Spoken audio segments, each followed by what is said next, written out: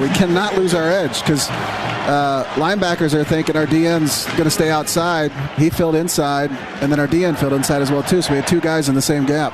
380 yards of total offense for Michigan State. They run for 183 on this Iowa run defense. That hasn't happened in a long time. They overload the wide side with 3 receivers. Actually, it's a 5-receiver set. Empty backfield for Childs. He's looking to throw straight back, retreats about 10 yards, throws to the end zone, incomplete. Good coverage down there by the Hawkeyes, Zach Lutmer. He was running stride for stride with tight end Jack Belling and knocked him and the ball away as it arrived. Good play by Zach. He's making a bunch of good plays here of late. We've not seen Ontringer come back from that, we think, dislocated finger early in the second half. Hawks are going with 3 linebackers. Second down 10. Ball just inside the Hawkeye 20. There's a draw hand up. Nope, the keeper by the quarterback. And he juke steps his way to the sideline and out of bounds at the 16. Tell you what, he'll snap your ankles with his lateral movement, won't he? Yeah, you know, right there, like, hey, if Schulte just stays outside, Childs dips inside and he gets murdered by Brian Allen. Yeah, they're both there. They had the play sniffed, and Childs wiggles away for 3 yards.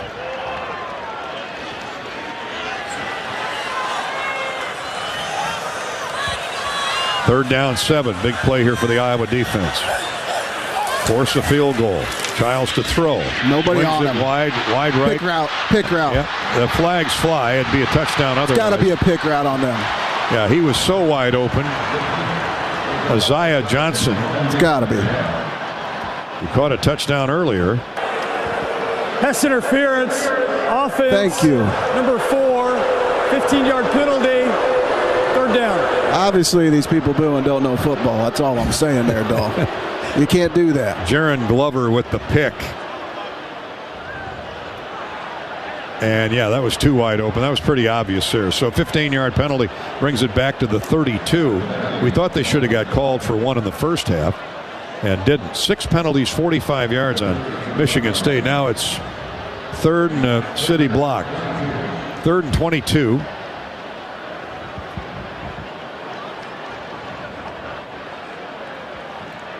And they send out 4 receivers, 1 running back for quarterback Aiden Childs. They run that draw handoff again, just looking for any yardage they can gain for Jonathan Kim. And Kayron Lynch Adams brought it inside the 30 to the 28. That's a gain of about 3. And so Jonathan Kim, who's 5 for 6 on the night, had 1 go wide left right before halftime. This one will come from the 36 or 46 yards, add the 10 of the end zone. Max Llewellyn and Y.A. Black on that last stop as we await another field goal try from Kim. Certainly long enough, and it's right down the middle. This guy's been on automatic most of the night. 25-14. Michigan State back up 2 scores. With 7.5 to go, Hawks are going to have to score in a hurry. Throughout the Iowa Corn Cyhawk Series, Iowa Corn promotes values that are uniquely Iowan. On behalf of Iowa's corn farmers, we salute all athletes for their hard work and determination, both on and off the field. Go to iowacorn.org, iowacorn.org, and learn how corn grows Iowa. Don't fight hungry, Iowa, with Wendy's new Hawkeye Biggie Bundle. Score a JBC, 4-piece nugs, junior fry, small soft drink, and small Frosty at the very Iowa nice price of $7. Grab Herky's favorite at a participating Wendy's for a limited time, and go Hawks. We'll go away for a minute, come back to East Lansing. Iowa trailing Michigan State 25-14. This is Hawkeye football from Learfield. The silly moments, the proud moments, even the hard moments. They're what make life remarkable. And they're why Wellmark Blue Cross and Blue Shield is here for every moment. Committed to making healthcare better, more affordable, with more choices for care. and service and coverage that give you peace of mind no matter what comes your way. So you can show up for every tender moment, every brave moment, and every wouldn't miss it for the world moment, knowing that Blue is here for you. Go to wellmark.com/every moment to find a plan right for you. You're listening to healthy coverage of the Iowa Hawkeyes with Wellmark Blue Cross and Blue Shield. Wellmark, here for every member, every moment. Learn more at wellmark.com. This is Hawkeye football from Learfield.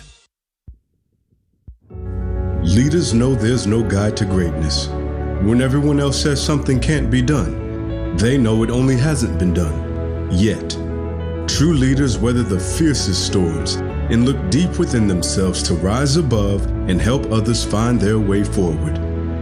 At Great Southern Bank, we're proud to partner with visionaries that help raise the tide for all of us.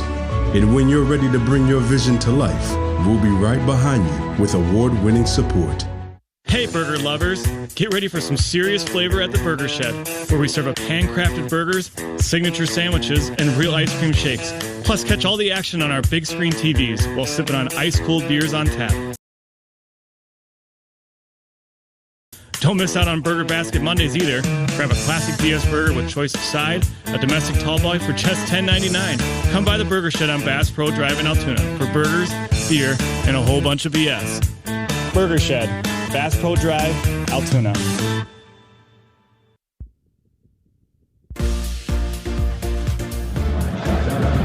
Hawkeyes got to score in a hurry.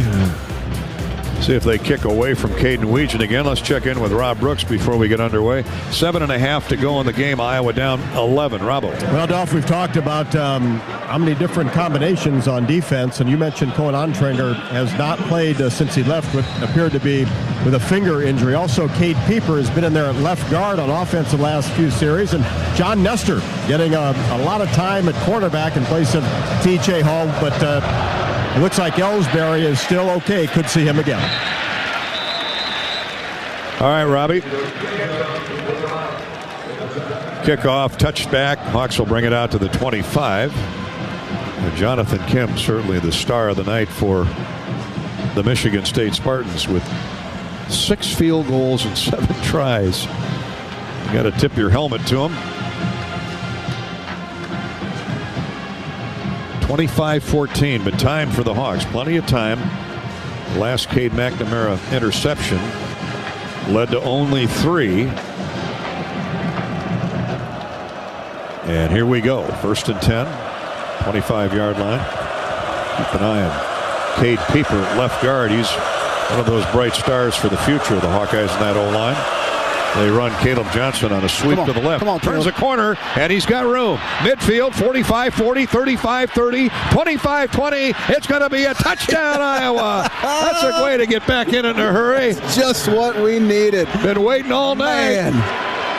And Cade McNamara with a simple off-tackle handoff, and all of a sudden Caleb Johnson, we have seen so many times before, busted out the back door, and he was gone. 75 yards. Blink of an eye, it's 25-20. Pending the point after try. Do the Hawks go for 2? I'm not sure, man. You know what was huge on that play? What really created it was our wide receiver block. Wide receiver really blocked on that, and it broke that play. And the receivers have been outstanding all year long with their outside blocking. And why not when you've got an All-American tailback? 3 guys had the angle on him, and Johnson just smiled at him as he raced by. Iowa goes for 2. See if they can get within a field goal. McNamara looks, lets fly into the end zone and behind the intended receiver, Jacob Gill, who was well covered anyway. I think Cade may have just thrown it up there. Charles Brantley, the corner, was right there with Gill. So it's a 5-point game, 25-22 with 7:22 to play in the football game. The Shields scoring drive. 1 play, 75 yards, and all of a sudden Caleb Johnson is at 98 yards on 14 carries for the night. And he should be over 1,000, I think, now for the season. All he's worried about is getting the ball back again and doing what he just did. 75 yards, 1 play, took 12 seconds. Caleb Johnson, a 75-yard sprint to the end zone. The try for two, no good. It's 25-20 Michigan State. When it's time for game day, especially for tailgating, Shields.com has everything you'll need. Buy online or pick it up in store at one of the 4 Iowa Shields locations. We're ready to go. Drew Stevens to kick off. Here's the run up and the boot. And it's a short returnable kick, but a fair catch called for by Adams at the 4-yard line. Johnson is at 1,035 yards for the season through not quite 7 games, and hopefully he adds to that total before we're done. I hope he does too. He's had a tremendous year, and we're gonna need him here with these next 7 minutes left. Hawkeye football brought to you by Wimmers at the game or at home. Wimmers premium quality hot dogs and sausages will score with family and friends. Take the highest quality beef and pork, combine it with natural spices, and you get the best tasting Midwestern hot dog. Wimmers, the official hot dog of the Hawkeyes. Now Iowa needs a rare 3 and out against the elusive Aiden Childs in this Michigan State offense. He's going to throw on first down. Now he's flushed, hit as he throws, and it's caught for a first down. Unbelievable play. And the wide receiver ran out of 2 would-be tacklers. Xavier Wampa gets Montori Foster out of bounds. That Aiden Childs is fearless. First down, Michigan State. Gain of almost 18. Flipped it to the sideline. A safe throw to Montori Foster. And he is strong with the ball after he made the catch. Yeah, he had him covered really well. And then once he started scrambling, he came back to the sticks. 6:50 to play in the game. We'll keep an eye on the clock. The Hawks need to get a stop. Childs under center. They wing 2 tight ends to the right. They run the other way. Good blocking. Here's the handoff. That's a hold. Yep. You see a flag? Yeah, I do now. Okay. Held our DN. That's the only reason why that ball got outside. Holding. Offense, number 65. 10-yard penalty. First down. That would be the left tackle, Stanton Ramil. Good catch there for Pat Angerer as Pat Stats. Nathan Carter got outside. Well, that's a big single stat right there, my man. That brings the ball back to the 33-yard line. Major infraction, 7 penalties, 55 yards on Michigan State. Let's hope that's their downfall again. 1st and 20. Clock running, 6:25 to go. Iowa down 25-20. Marsh goes in motion. Childs to throw again. Looks right, comes back to the left.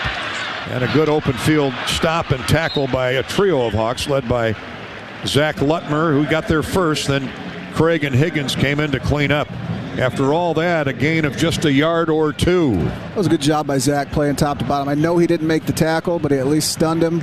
And slowed him up. And look at our DN, Deontay Craig, run all the way out there making that tackle. Nothing new there. That's He's been spectacular all career. He and Ethan Herkett both. Short gain, 2nd down, 2nd and 19, net gain of 1. Childs making the sure throws, the safe throws to keep that clock running. Foster goes in motion, left to right. Now Childs to throw, and found a open receiver in between the safety and the linebacker, and a first down in Iowa territory. Are you kidding me? Man, oh man. 2nd and 19. Childs is 20 of 28 for 214 yards, a 140 quarterback rating, and 24 yards on that pickup, and they're in Iowa territory. Nick Marsh on the catch. That freshman has really hurt the Hawkeyes tonight. Now they're at the Iowa 42 with 5 minutes to go in the game. Sophomore quarterback Childs. Deep drop handoff. Big hole up the middle. First down run. Still on his feet is Nathan Carter. Another 15-yard gain. Another first down in Michigan State, as they have all night long marching right downfield. We got our front got manhandled on that play. They washed us all down. Had a missed tackle there by a linebacker. Carter has 40 yards, 7 carries. Lynch Adams, 86 yards, 14 carries. Childs, the quarterback, 11 carries, 51 yards. 1st and 10 again. They're at the Hawkeye 27-yard line. Here comes Lynch Adams, and this time he is tattooed right at the line of scrimmage by Y.A. Black. But that'll chew up another 30 seconds of clock. 4:15 to go. Michigan State, man, is this an impressive looking offense tonight despite all the penalties.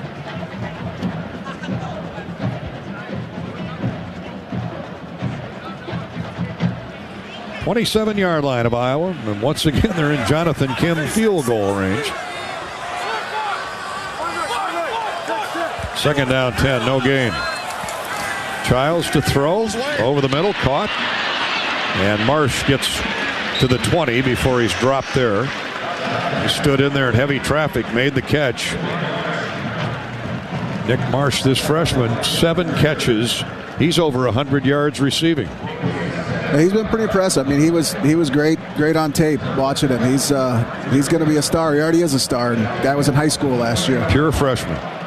John Nestor with another stop. 3rd down and 3 for Michigan State. Leading 25-20. We have whistles. And let's see what the call is. Timeout, Iowa. The ruling on the field was a completed pass. Plays under further review. Hopefully it skipped off the ground. Timeout on the field. Got a timeout on the field. All plays under review are brought to you by Athletico Physical Therapy. Sorry. So they'll review. We'll step out, take a break, and come back with more Hawkeye football from East Lansing. Time running out on the Hawks. 3:15 to play in the game. Iowa trailing 25-20. This is Hawkeye football presented by Wellmark Blue Cross Blue Shield from Learfield. Hey Iowa, it's George Kittle, tight end for the San Francisco 49ers and proud former Hawkeye. Life can throw unexpected hits, much like catching a pass over the middle. If you're facing struggles with drug or alcohol use or even mental health challenges, take a time out and call Your Life Iowa. Just like my teammates are there for me, the Your Life Iowa team is there for you. Get 24/7 free resources or find treatment options at yourlifeiowa.org. A message from Iowa HHS. Some days you hit snooze. Anheuser-Busch, Bud Light Beer, St. Louis, Missouri.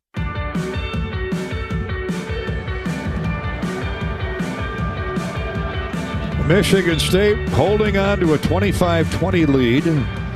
The Athletico plays under review session confirmed the officials made the right call. It is a 7-yard gain for Marsh on the short throw from Childs. When play resumes, it's 3rd down 3 Michigan State at the 20. The Hawks have got to get a stop here and force a try for a field goal, and then at the very least be down 8 with 3:15 to go. All plays under review this year, courtesy of Athletico Physical Therapy. Are your aches, pains, or injuries keeping you on the sidelines? Athletico's movement experts are here to help you turn your setbacks into comebacks and create a personalized game plan for your recovery. No prescription or referral needed. Athletico Physical Therapy is where your comeback story begins. How about some Pat fast stats? Pat's stats here, not ideal. Michigan State, 450 total yards. Iowa, 240. Michigan State has 25 first downs. Iowa has 7. Michigan State almost has about 34 minutes of time of possession, 66 plays to our 38 plays. Now, Pat's famous stats are sponsored by our friends at IH Mississippi Valley Credit Union, where since 1934 we've been committed to helping our members reach their financial goals. With branches in eastern Iowa, western Illinois, and now in Des Moines, our Pathfinders are always ready to help you make a winning financial play. Start your path with ihmvcu.org. Federally insured by NCUA. I wish I had better stats, Dolph. I apologize, man. 66 plays to 38. That is ball hogging. 25 first downs to 9, but that 15-minute advantage in time of possession, I don't know that I've ever seen that in an Iowa game. Maybe it's happened. But all that matters right now is to force a field goal try. As goofy as that sounds. Because then the Hawks could tie with a touchdown and a 2-point conversion. But they need to stop on 3rd and 3. Childs under center. Hawks are loading up on that line of scrimmage. Here's a toss sweep and a first down run inside the 15, out of bounds at the 14. Pretty apparent, Pat, just too much speed on this Michigan State team, at least tonight, to the outside especially. I was hoping to get a holding call there, but they've really done a good job with their crack toss. I mean, it's really they've done a good job there getting the outside. Nathan Carter again on the carry. They have 3 guys at 50 or more yards rushing. Lynch Adams leading the way, 15 carries, 86 yards. Carter got 7 there. They needed 3, and now 2:25 to go. Hawks are going to have to start burning some timeouts. Here's Childs. Throws. One-on-one with Marsh. Oh, what a move. Touchdown, Michigan State.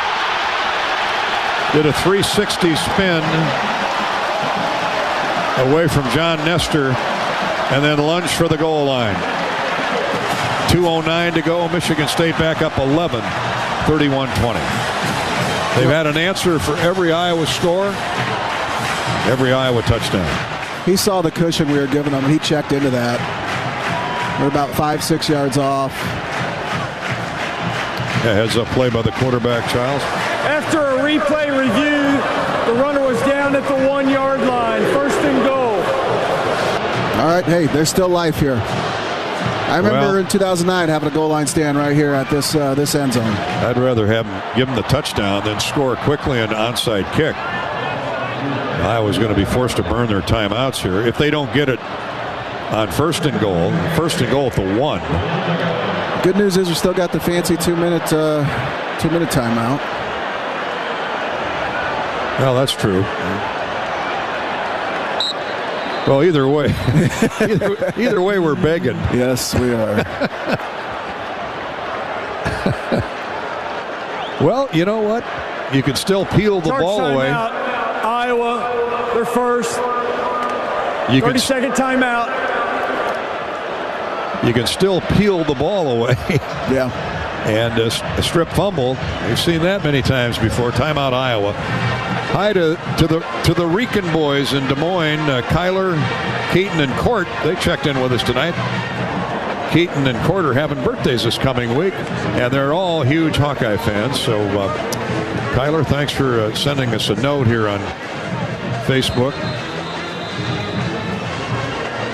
He says, I'm sure the boys would love a shout-out if you could give it to them. Well, here's one. Happy Hawkeye birthday to Keaton and Court Rican. Happy birthday, boys.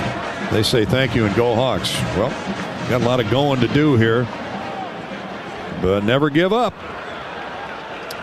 Hawkeye timeout is over. Michigan State back to that 25-20 lead, at least for the moment.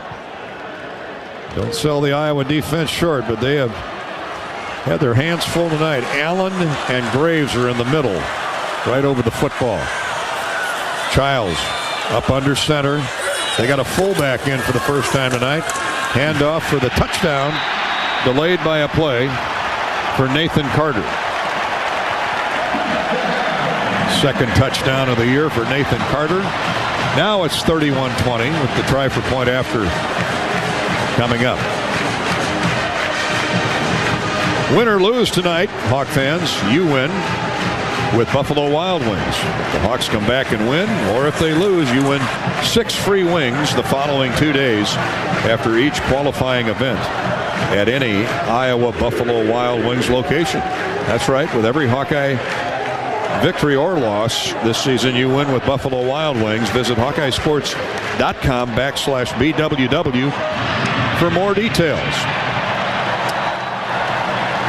Jonathan Kim's going to have that right leg in the ice bath most of the night as he boots an extra point. He's got 6 field goals, and Michigan State has a 12-point lead.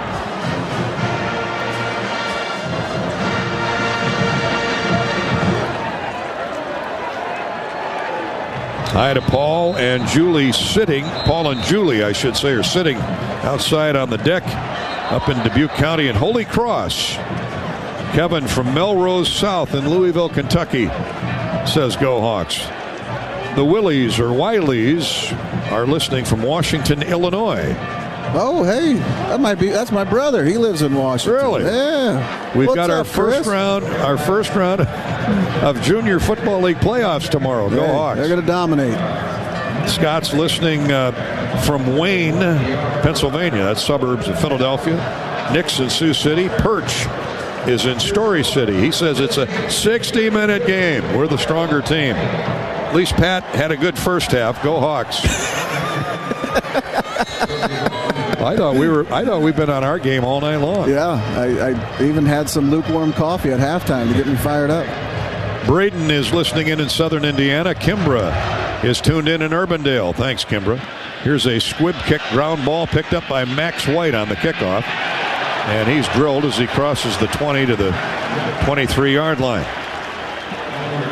2 minutes to go in the game. Our 2-minute warning, 2-minute timeout is here. Hi to Eric in Las Vegas. He grew up in a family farm in Iowa. John in Omaha, Melody in Lamar's. And Clark and Andrew in the Combine in Chiron, Iowa. K-I-R-O-N. Hi to everybody in the metropolis of Chiron. All right, we're at the 2-minute warning presented by Explore Minnesota. Minnesotans enjoy access to outstanding health care, natural landscapes, and economic opportunities.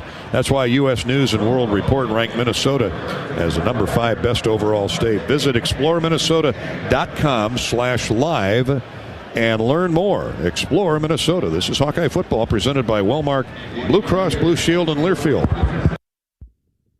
Are you ready to take a sweet trip down memory lane? Come on, let's head straight to the bake sale, only at Quick Star. Craving those fresh, oven-baked cookies like Grandma used to make? The Quickery's got them, baked with love and a touch of that old-fashioned goodness. In a rush? Grab a muffin for just $1.19. A perfect on-the-go treat. From glazers to cake donuts. Indulge at the bake sale. So what are you waiting for? Treat yourself, only at Quick Star. Across Iowa, you don't have to look far to find a bank that's got your back. From just around the corner to the next town over, hundreds of neighborhood banks are going the distance to ensure your future looks brighter than ever. By providing jobs, supporting local businesses, strengthening communities, and helping your dreams become reality. Here, the life you build is backed by Iowa banks. See how banks are making a difference near you at iowabankers.com.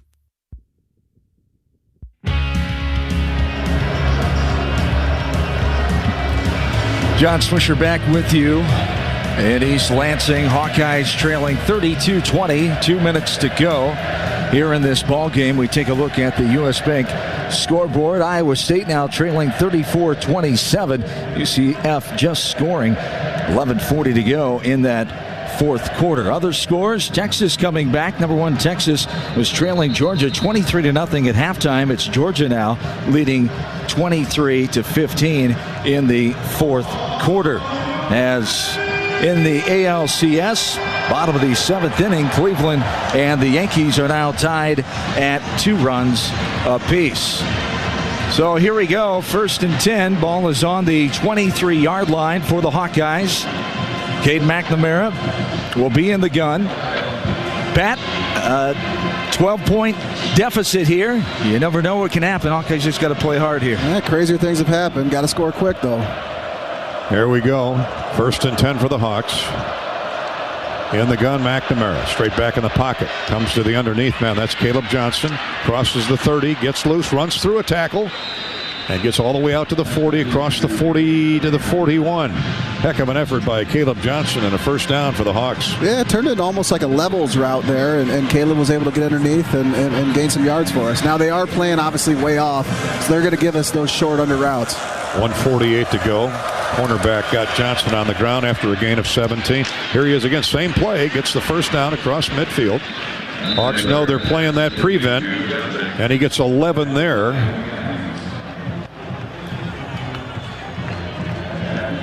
Jordan Turner, the linebacker, slid over there and made the stop.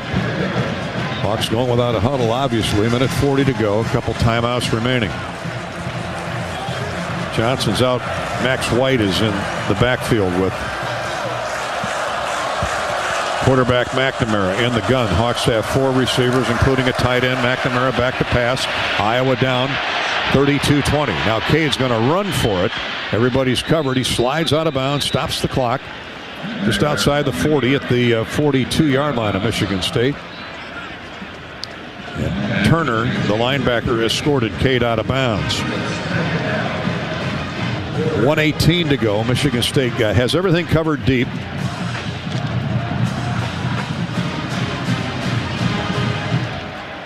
Second down, call it almost 5 on that scramble by McNamara. Howard is split wide left for the Hawkeyes. Bowie wide right. They send a delayed blitz. McNamara, Hawks pick it up. McNamara has time, throws, and just overled the intended receiver, Seth Anderson, on a post pattern down around the 10-yard line. And that's exactly where he should have gone there. They're sitting back in cover 2. Looks like more like a cover 2 man.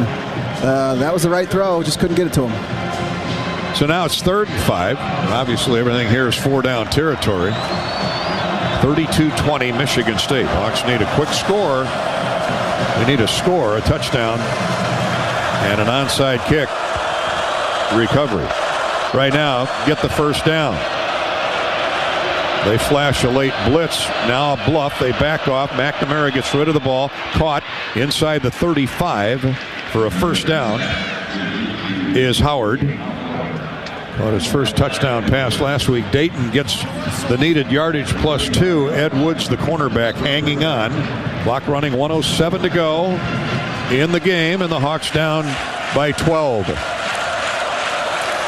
35-yard line of Michigan State. McNamara goes to the sideline and overthrows Jared Bowie. He ran an in route. McNamara thought he was going up the sideline. Yeah, it looked like there's a little miscommunication there. Almost might have had him if he would have ran where McNamara thought he was going to go. Second down 10, 35-yard line of Michigan State. Yeah, look for Luke Lachey here, or Ostranga here. You know, the way that they're playing, they're going to pick on 27 right here, middle linebacker, with this cover 2. Well, they're dropping 3-4 guys all the way to the goal line, so something's got to be open over the middle. You just have to hope a guy like Luke Lachey can muscle his way to the end zone. Pocket closes around McNamara, and a pass nearly picked off. Looking for Max White out of the backfield. We had Ostranga. If we were just able to get it to him a little bit sooner, he would have walked into the end zone. I don't know. It couldn't have been Ostranga. He's not. Well, they had him down the middle, ran a little post route. The tight end, you mean? Yeah. Would have been Ostranga. Lachey, yeah. Sorry, Ortworth. Oh, Zach Ortworth. All right, yes. Either way, it's incomplete. 3rd down 10, and the clock has 52 seconds hanging on it. Clock stopped. Here's Cade back to pass. They loop a blitz in behind him. Pass is incomplete.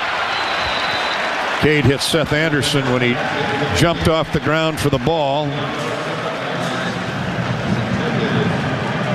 And Angelo Gross put his helmet right in his backbone. And the ball sailed through the hands of Anderson. 4th down, last gasp for the Hawkeyes with 47 seconds to go. Twin receivers wide right. Terrell Washington and Jacob Gill. Now whistles stop play. Michigan State, they're first. A 30. Michigan State calls timeout. Next broadcast next Saturday, Kinnick Stadium. Hawks and Northwestern, the Wildcats, fell to Wisconsin today in Evanston. Wisconsin playing good football. 2:30 kick, 12:30 for the pregame show here on the Hawkeye Radio Network. Well, Jonathan Smith and the Michigan State Spartans, this would be a big victory for them on homecoming. Hawks hadn't been here since 2017. Lost that game 17-10. Here they trail 32-20. That first half was a nightmare, Patrick. Yeah, we just couldn't get anything going, couldn't get anything working, and obviously couldn't stop them either. Paying for it right now. You know, they're up by 12.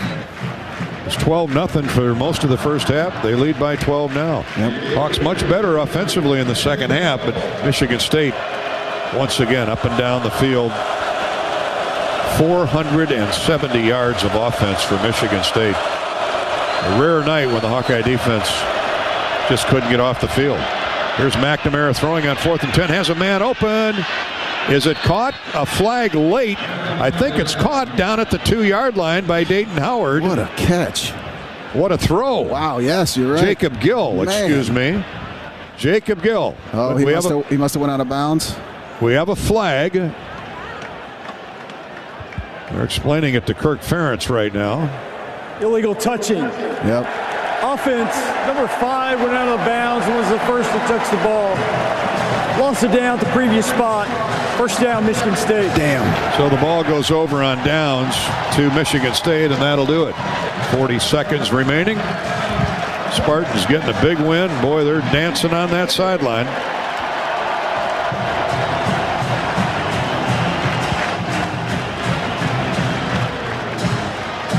They're happy, and they have a right to be. Well, let's go with Caden Weegan as our star of the game. I mean, he really competed. He really competed and made some big plays again tonight, as he has all season long. The Weegan family drove all the way out here from Williamsburg. Least we can do is get their son on the air. Childs takes a knee. And the Spartans and the Hawkeyes handshakes around. Kirk Ferentz trotting across the field to shake the hand of Jonathan Smith.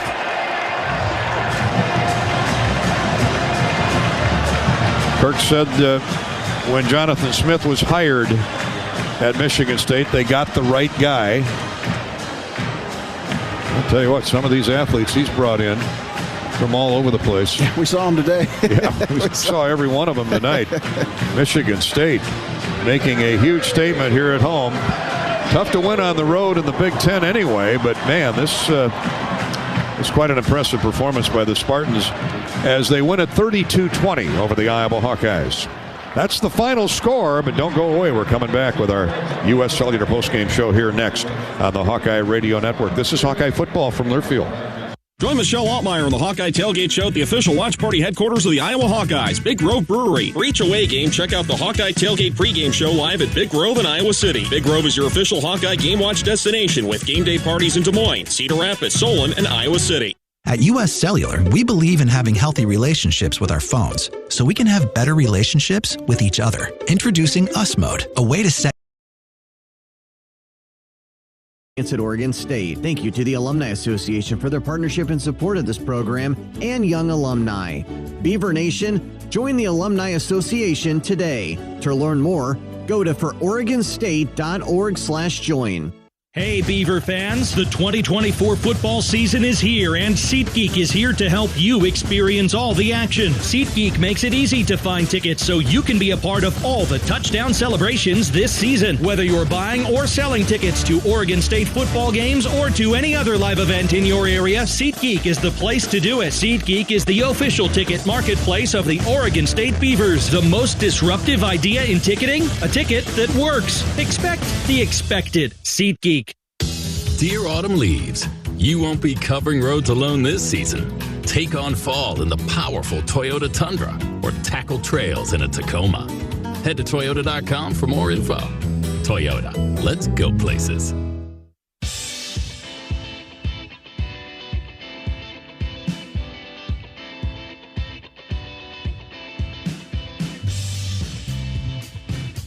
I think that's the closer guy. The slider. We are back at Reser Stadium. I almost said Goss Stadium at Coleman Field because we go to the second quarter in a 3-3 tie, and some Beaver baseball greats are being honored. Travis Bazzana, the 1-1 pick. The Cleveland Guardians is out on the field, and Ron Callan will visit with Travis here in a few moments when Bazzana comes off the field. But baseball is certainly in the air, Jimmy, with Stephen Kwan and Matthew Boyd still alive in the postseason doing great things. Ron Callan down below with the great Travis Bazzana on the Beaver Sports Network. Travis, Mike Parker upstairs says to say hi. Now listen, what's it like to be back here and be honored here tonight? It's amazing. I mean, this place has changed me completely as a man and as a baseball player, and it's just always great to come back and see the people that have helped me grow. So, I mean, it's incredible.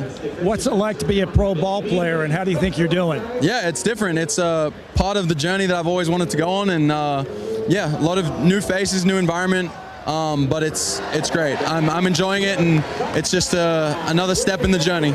Your buddy Stephen Kwan, how good a season is he having? Yeah, he's incredible. He consistently gets better. He's a great teammate, and he's pulling this team along in the postseason. They're currently playing against the Yankees right now. I'm not sure how it's going. It was a 2-2 ball game last time I checked, but I know he already drove in a run tonight, and he's made for these moments, and he's awesome. So. Hey, last thing, real quick. What about this upcoming Beaver team with the players they have on the roster now? Yeah, incredible. I'm hearing only good things. We continue to bring in quality recruits and develop players at a high level. Even with all the things that are going on the last couple of years, it's just been amazing. So I'm excited to watch them. I know we got a lot of pitchers coming back, but great team. Travis, appreciate the time. Congratulations on you, man. Thank you. Wow, that's a big get right there. Good job, Ronnie, with the great Travis Pisani. It won't be long before he'll be joining Quanti in that Guardians lineup. The Beavers in this 3-3 tie to the second quarter with a 2nd and 6 at their own 29, now moving left to right with Giovanni McCoy in shotgun. A toss sweep to the right to Hankerson. Hank makes a cut at the 35, breaks a tackle at the 38, crosses the 40, out to about the 42-yard line for a gain of 13 and a first down. Mike, that's what we were talking about in the pregame show, a variety in the run game. It seemed like the outside stuff went to sleep last week, despite all their success. I think they got to continue. We talked about the toss sweep, the fly sweep, and the option, all ways to get outside. 2 long drives by both teams ate up the entirety of the first quarter, it seemed, and now the Beavs in this 3-3 tie early in the second, their first possession of the second quarter with a first down at their own 42. Play action fake, the pocket collapses, and down goes Giovanni McCoy for a sack, back at his own 38-yard line for a loss of 4. Good pressure off the edge for UNLV. It'll be 2nd down and 14. The Rebels brought the corner, but they brought him late, and he was unblocked. And McCoy had the right idea. If he could have squeezed through that little gap, then he would have gone back the direction that the corner came from and would have had just a ton of yards to work with. But he was unable to squeeze through there, and the Rebels get their sack, their 17th of the season. And they have 13 different players with sacks during the course of the year. 2nd and 14 for the Beavers in this 3-3 tie. Jeremiah Noga in motion. Shotgun snap to McCoy. The pocket again breaks down. McCoy floats to his right and throws to Taz Reddix on the right sideline. Taz is drilled down, but he has the first down at the Rebel 41-yard line. He took a brutal hit from Jalen Catalan, who has 4 interceptions as well. It almost had the look of a defenseless player and borderline targeting, but no call. Just a pretty fierce hit with the forearm by Catalan. Maybe it's the Al LaFalava thing. He just hit him too hard. I mean, it was a clean hit. It was clearly shoulder, Catalan's right shoulder, to the body of Reddix. But it was a good job by Reddix to hold on. Absolutely, and the Beavers get the first down into UNLV territory. Giovanni throws to the outside to Darius Clemens, who has a 44-yarder to his credit, makes the catch, straight arms his defender, has a first down as he turns the corner on the sideline. And the Beavers get back-to-back first down, straight arming Jet Elad. By the way, Jimmy, with Taz Reddix, he had 4 catches against Oregon, and he'd had 1 since, and now he's got 2 tonight. Yeah. No, I like him as a receiver. Well, hey, I tell you what, you see the height and the size of Darius Clemens, and you mentioned the forearm. Just stuck his arm out there and probably got 6 or 7 yards just running through the defender. 13 yards on the play after the 21-yarder to Taz Reddix. Now on first down, Hankerson on the inside zone appeared to have kind of a nice crease, but again, the UNLV gets to the ball in a hurry, and Hankerson goes down to the 25 for a gain of 3. 2nd down and 7. Osei Egbase on the tackle. Oregon State is definitely showing more variety, diversity, and balance in their offensive attack as opposed to grind.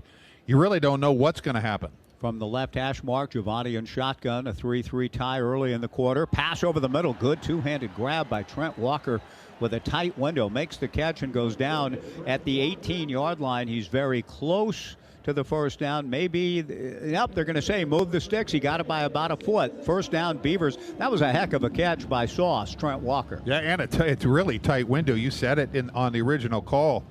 Boy, I look in there. No, he's not open. Nice play. The Beavers on the move again. They had a 1st and goal at the 5 in their last possession and settled for 3. You see what I mean, though? It's a run pass. It's kind of hard to know just really what they're going to do. Now from the Rebels 18, moving left to right. Hankerson in the backfield, going in motion is Noga. They fake it to Hankerson and Giovanni on a quarterback draw to the 15, to the 10. McCoy to the 5, tries to turn the corner, is shoved in, but they said he went out of bounds at the 4-yard line. Oh, I don't want to hear that. Yeah, here we are again in that dangerous territory. 1st and goal at the 4. But Giovanni McCoy, Jim, I don't think it was a design quarterback run, but it looked like it, and McCoy made a quick and good decision. He made a great decision, and he is out of bounds at the 4-yard line. The Beavers run it up the middle on the inside zone to Hankerson, who has 12 rushing touchdowns, and he gets to within a yard here. It'll be 2nd down and goal from the 1. That's a little better 1st down than what the Beavers have had of late, and they go quickly with Van Wells over the ball, just trying to, in a sense, muscle it in, it would appear. 2nd and goal from the 1. Hand to Hankerson, and Hank goes down at the 1, no gain. It'll be 3rd and goal at the 1. It just seems so predictable. Now, after the first play, it's like, okay, maybe Kyle DeVan had a talk. Hey, listen, we get in there, you move some bodies. But you're just outnumbered, and the guys are coming so hard off the edge that they're making the play. The guy who makes the play on this play in the A gap on the left side is the right defensive end. 3rd and goal for the Beavers, a long one in this 3-3 tie. The Beavers slow the tempo down, and the play clock, in fact, is under 8 as Giovanni McCoy goes into shotgun, flanked by Hankerson. 3rd and goal from the 1. Turns and gives to Hankerson, tries to spin his way in, and is denied the goal line. The Beavers will go here, I'm sure, on 4th down and less than a yard, but good on UNLV. Their defense again is stiffened. The Beavers 1st and goal at the 4. Now 4th and goal inside the 1. At about the foot-yard line, this is where I wish that Giovanni was a sneaker because, to me, with the new rules where you can push from behind. You remember last week they pushed Giovanni forward. He comes under center. Van Wells here. Last week Jermaine Terry II pushed him forward for a 1st down. 4th and goal from inside the 1. Giovanni with a long count under Wells, will sneak and burrow his way in. Touchdown Beavers. You said you wished he was a sneaker. Giovanni McCoy sneaks in without a push, and the Beavers take the lead early in the 2nd quarter. Yeah, and I'm not sure why they wouldn't. Hey, look, UNLV knew they were going to sneak. He went under center to sneak. Why wouldn't you bring the tight end, line him right up behind him, like we saw last week, and then squeeze Hank in even a little tighter? So everybody's pushing. I mean, you know what I'm saying? It's legal. I do. And there was no trickery in us lining up, the Beavers lining up in just a regular under center formation. The UNLV absolutely knew that was a sneak. The point after try is good from Everett Hayes, and the Beavers get the touchdown that eluded them in their first possession with 8:55 to go in the 1st quarter. Once again, cracking the McDonald's red zone, and this time delivering. Make sure you go to OSUBeavers.com/dreamyear for your chance to win $10,000 in Beaver experiences anytime the Beavers hit the McDonald's red zone. And with the point after try and another good kick, the Good Hands team at Allstate contributes to the OSU Athletics General Scholarship Fund. Thank you, Allstate. 8:55 to go in the 2nd quarter. The Beavers 10, UNLV 3 on the Beaver Sports Network from Learfield. Pacific Power is proud to support Oregon State athletics by providing the safe, reliable energy that lights our campus, keeps our laptops charged, and powers opportunities every day.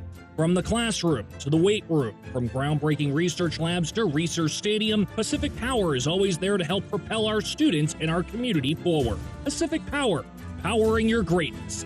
Let's go Beavs! In today's college sports landscape, everyone can make a difference. We challenge you to be part of the future of Beaver athletics. We're rallying Beaver Nation to support the Damn Nation Collective and all our student athletes. By signing up for a monthly membership, your involvement at any level is creating a substantial model that will allow our teams to define our future. Every commitment, no matter how big or small, empowers us to compete at the highest level. Visit damnationcollective.com and help transform Beaver athletics one contribution at a time. Touchdown Beavers! If you know your party's extension, press or say 1. To leave a message in our company mailbox, press or say 2. Spoiler alert, it will be full. Representative. Would you speak to your mother in that tone? Speak to a real human being.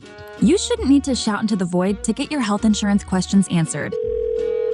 Pacific Source Health Plans. This is a real person. How can I help you? Human service, not automated phone trees.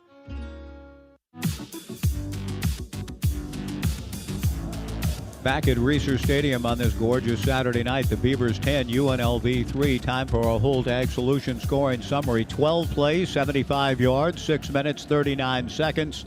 Some big plays along the way, Big Jim Wilson. The drive ended with Giovanni McCoy and the quarterback sneak on 4th down and less than a yard to put the Beavers up 10-3. But out around midfield after taking a sack and facing 2nd and 14, Jim, the Beavers dug out of that. Maybe the biggest play on the drive was what Giovanni was able to do thereafter. Yeah, it was the 21-yard pass and catch. McCoy did a great job. He got flushed out of the pocket. He got to the edge, but instead of running, he looked downfield and he found an open Taz Reddix. And then Reddix survived a ferocious hit by the defensive back, but held on. And the Beavers overcame the sack. And that's what I thought, or why that play was probably the critical play of the drive. That's your Holt Ag Solutions scoring drive summary. Holt Ag Solutions, grow bold with the straightforward and dependable tractors from Holt Ag Solutions. 10-3 Beavers, 8:55 to go in the first half. Everett Hayes approaches the football, and with the slight breeze at his back, drives the ball about 8 yards deep. And UNLV will have the football 1st and 10 at the 25, moving right to left as we view it. Jim, it was close, but the Beavers did finish that drive with a touchdown, but it took all 4 downs to get it done. Let's send it down to Ron Callan. Hey, guys, real quick, since we just talked to Travis Bizana a few minutes ago, Stephen Kwan, big RBI single in the 6th inning for Cleveland, driving in a run, and it's 2-2, 8th inning back in Ohio.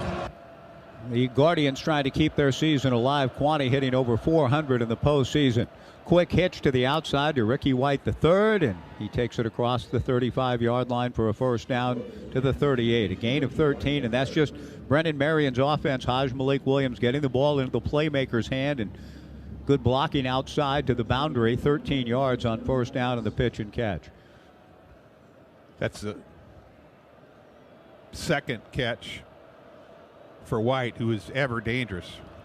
Shotgun snap, Haj Malik Williams to the outside. Again, Ricky White III, the catch, hit by Tyrese Ivey, stays on his feet and is finally wrestled down by Andre Jordan Jr. and Dexter Foster, but has a first down into Beaver territory to the 46-yard line. Quick throw to the left, quick throw to the right, back-to-back big plays and first downs. Yeah, I thought maybe the receiver, the second receiver out there on the outside, might get tagged with a holding call because the defensive back for Oregon State tried to disengage and he was not allowed to. Out of shotgun, handoff on first down, and the Beavers this time rally to the ball at the point of attack for no gain. That's not something we've said often of late, but this time the Beavers were able to get a good grip on the running back for UNLV, and that would be Devin Green, that's his first carry of the season, and Green goes down, no gain, 2nd down and 10. They've had 5 different backs rush for over 100 yards this year. The Beavers lead at 10-3, 7.5 to go in the half. Out of shotgun goes Haj Malik Williams. Good protection. Now the pocket breaks, chased by Pomeye, but he's not going to win that battle. And turning the corner, getting very close to the first down, Haj Malik Williams about a yard short at the Oregon State 41. 3rd down and 1 coming up. I think it was Olu Omatoshi, the left defensive end, and as he came in, he was in good position, but then he allowed himself to get too far inside. He lost the force, and Williams too fast, just too fast. You can't give him the edge. Shamar Meikle on the outside edge right. On 3rd and short, again, it's Devin Green. Green is driven back, but he had picked up the first down by about a yard to the Oregon State 35. And even though UNLV got what it wanted, the first down. Jim, on successive plays with the ball being given to Green. In the middle. I kind of like the attack, the swarming to the football by the Beavers. Yeah, inside, tackle to tackle. Oregon State has been good against the run. It's Williams on the wing that's given them issues. From the right hash mark at the Beaver 35, a 10-3 Beaver lead. A handoff on a sweep left, and Jet Thomas is tackled for a loss. The initial interference by Nico Taylor, and then the freshman Exodus Ayers comes to the end of the play to knock him down at the Beaver 39-yard line. That's a loss of 4. It'll be 2nd and 14. That is a great play by Nico Taylor. He drove the left tackle, Jalen St. John, back 4 yards into the ball carrier, and then made the tackle himself. What a great individual effort. Just under 6 to go in the half. 2nd down and 14 after the loss of 4. The Rebels in the pistol. Malik Williams on an RPO throws it just over the hands of Skylar Thomas to the outside. The ball caught by Ricky White III, but Andre Jordan is right there to drag him down for a loss of another yard to the 40. 3rd and 15 coming up. Let's send it down to Ron Callan. Well, the larger tent down on the sideline has its first visitor, number 55, Dexter Foster. The inside linebackers in there right now, Okay, guys. thank you, Ron. I'm sorry to hear that there's any activity going on in there. The Beavers have stood up in the last 2 plays. It'll be 3rd down and 14. That last play was ruled an incomplete pass. So a good job by the Beavers to get to the football in a hurry, and the receiver White. 3rd and 14. Out of shotgun with pressure coming. The pass over the middle and a diving catch made on the corner route. 1st down to the Oregon State 17-yard line. A good catch made by Casey Kane, only his 5th catch of the year, but he laid out in front of Tyrese Ivey Jr., and it's a big 1st down on the 3rd and long for the Rebels. Did they have the ball on the right hash? I mean, if the incomplete pass came on the left hash. They go to work 1st and 10 at the Beaver 17, and they're going to review it. I think they're going to review whether he actually caught the ball cleanly, Jim. Yeah, no, and I mean, we couldn't see it. The ruling on the field of a catch and a 1st down is now under replay review. Okay, and we're gonna see about that in a moment. Before we do anything else, though, a little past 8 o'clock, we want to pause and let our network stations identify themselves. 10-second break for station ID. This is Beaver football from Learfield.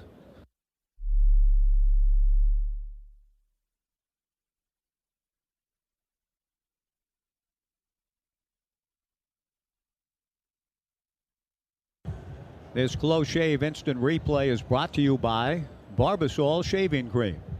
Feeling great starts with a great shave, and a great shave starts with Barbasol's thick and rich moisturizing lather. Start your day off right with Barbasol. Jimmy, any thoughts? I can't get a good enough look. You could tell me he didn't catch it. You could the look. I mean, it's like reading a size 6 font. It's too far away from me. I can't really make it out.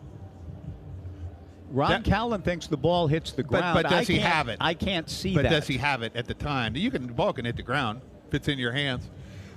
Am I crazy, though? He does. Am I crazy, Mike? About the whole hash mark thing? Yeah, okay. On 2nd down, they're on the left hash. They throw it wide to the right side. Andre Jordan makes the tackle. They say, well, no, it's an incomplete pass. After review, the runner did have control of the ball when he hit the ground. The ruling on the field stands. Okay. 1st down. Okay, that's what I'm saying. If you have it, the ball can hit the ground. But anyways, so amid the confusion, if it's an incomplete pass, you go back to the previous hash. But they hiked that ball from the right hash where the ball would have gone had it been a completed pass. That's a good point. But yes, you are crazy. No, I'm sorry, you're not. You're not. you asked too direct a question. No, I think you're onto something, quite frankly. But it is a 1st down. UNLV trailing the Beavers 10-3. 5:05 to go in the 1st half. The Rebels on a good and time-consuming drive. Haj Malik Williams on a corner route, and the ball broken up. Nice play by Exodus Ayers, the true freshman, knocking the ball away from Casey Kane.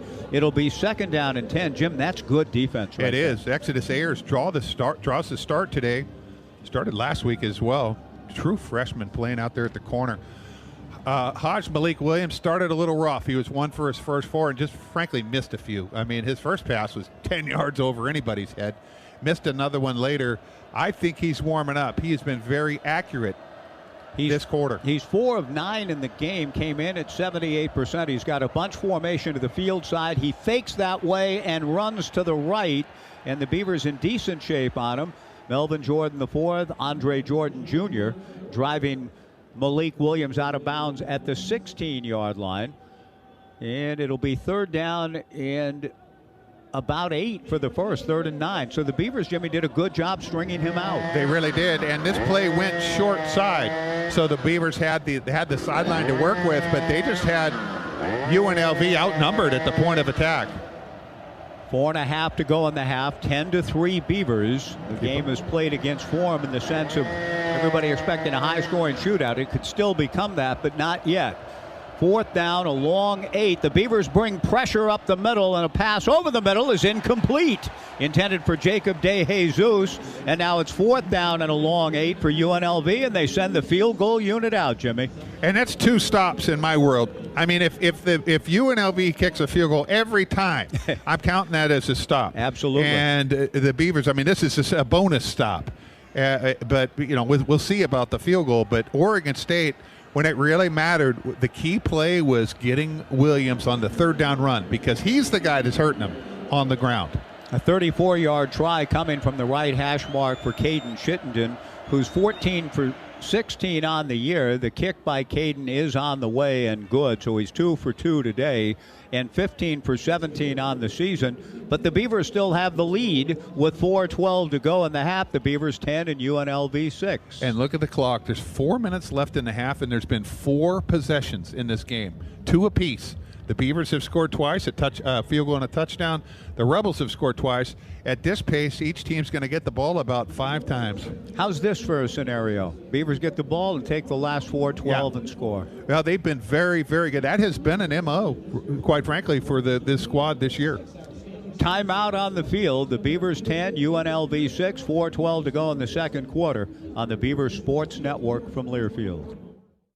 First Interstate Bank is the proud sponsor of the Community Hero Program. Throughout the year, Beaver Nation has been submitting their community hero stories, and First Interstate Bank wants to give a special shout out to Shannon Kmetic. In 2009, Shannon started the nonprofit Angels in the Outfield. This nonprofit serves children impacted by crime and abuse to provide them with enriching experiences like tutoring, school trips, sporting fees, and lessons. Thank you, Shannon, from First Interstate Bank, proud sponsor of Beaver Athletics. Today's game is brought to you by Barbasol Shaving Cream, delivering a quality shave at an honest value for over 100 years.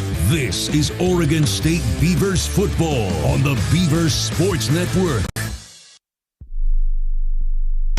Which schools will take home the prestigious Learfield Directors Cup as the top college athletic programs for the 2024-25 college athletics season? You can follow the standings of your favorite team or alma mater at L Directors Cup on Twitter and online at thedirectorscup.com. Trophies will be awarded in June 2025 to the winning institutions in all college sports divisions. Learfield Directors Cup, the crowning achievement in college athletics.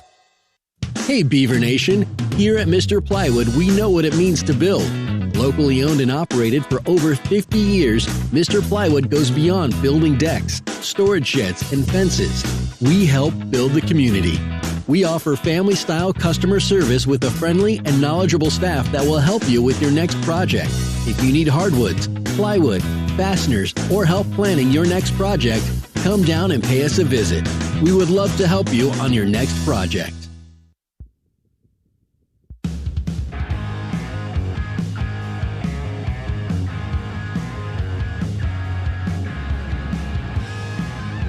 .412 to go in the first half. The Beavers 10, UNLV 6, pending the Rebels kickoff. We're going to send it to Ron. In fact, let's do it real quickly, Ronnie. Good news, perhaps, on the personnel front.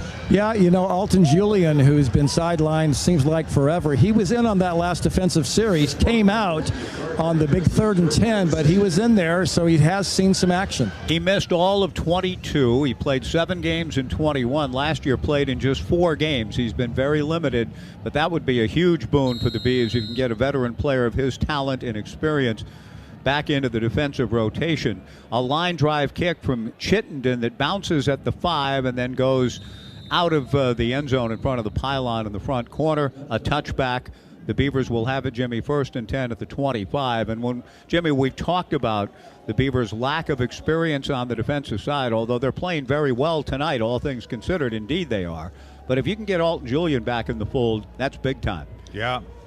He was a guy that made some big plays. I remember the Utah game, and it must have been back in 21. He was a guy rising. Luka Vincic over the ball at center. And you know, I like Luka a lot, but just the snaps, the actual snap, Mike, it doesn't take much just to throw that quarterback off. You got to hit him in the chest every time. Giovanni trotted over to the sideline for a moment. The play clock is down to 3 and to 2 as he's awaiting the shotgun snap. He just does beat the play clock and hands to Hankerson, and Hank is drilled as he gets a yard to the 26. UNLV is good on the run up the middle, aren't they, Jim? Right in the middle of it. They've got a really good guy to watch, number 7, the middle linebacker, Jackson Woodard. He's got 50-plus tackles, but 4 interceptions out of his middle linebacker spot. He is the 3rd-time Mountain West Defensive Player of the Week after the win in Logan last week.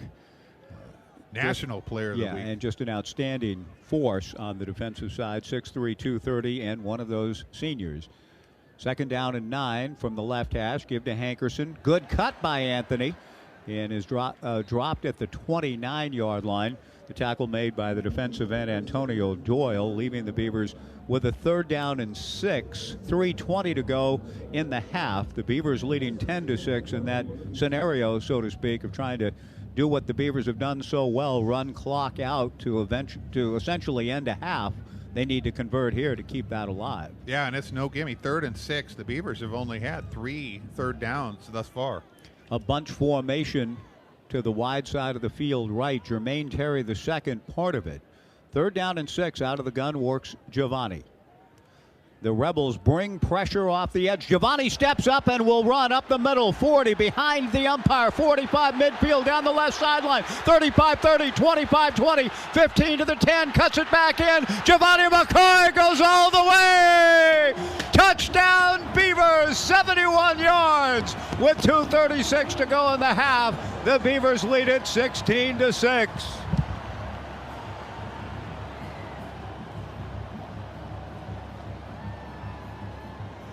The great thing about that play is that McCoy ran the ball because he knew the down and distance. He started out thinking 1st down.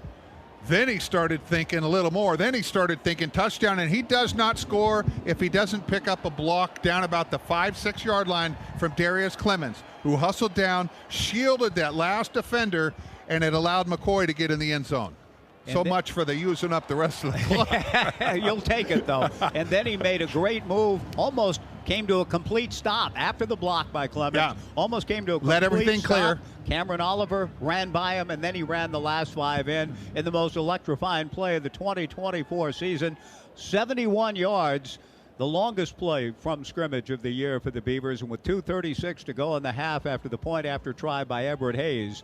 The Beavers 17, UNLV 6. Back with the Beaver kickoff after this on the Beaver Sports Network from Learfield.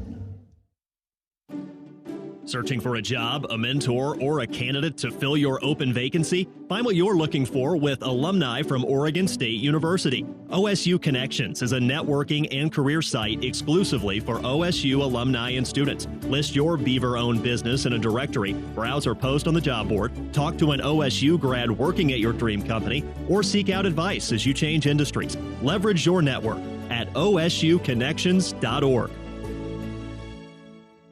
Hey, Beaver Nation, there's nothing like celebrating a big win, right? Generations of OSU families know that you can't win in sports or life without a strong team to support you. When it comes to your health, P3 Oregon is proud to support Oregonians and the Beaver Nation. The P3 Care Team works alongside your provider to connect you with the care you need in between doctor's visits. Medication management, nursing support, health questions. Our team has got your back. Celebrate a winning season of health. Visit p3oregon.org to learn more.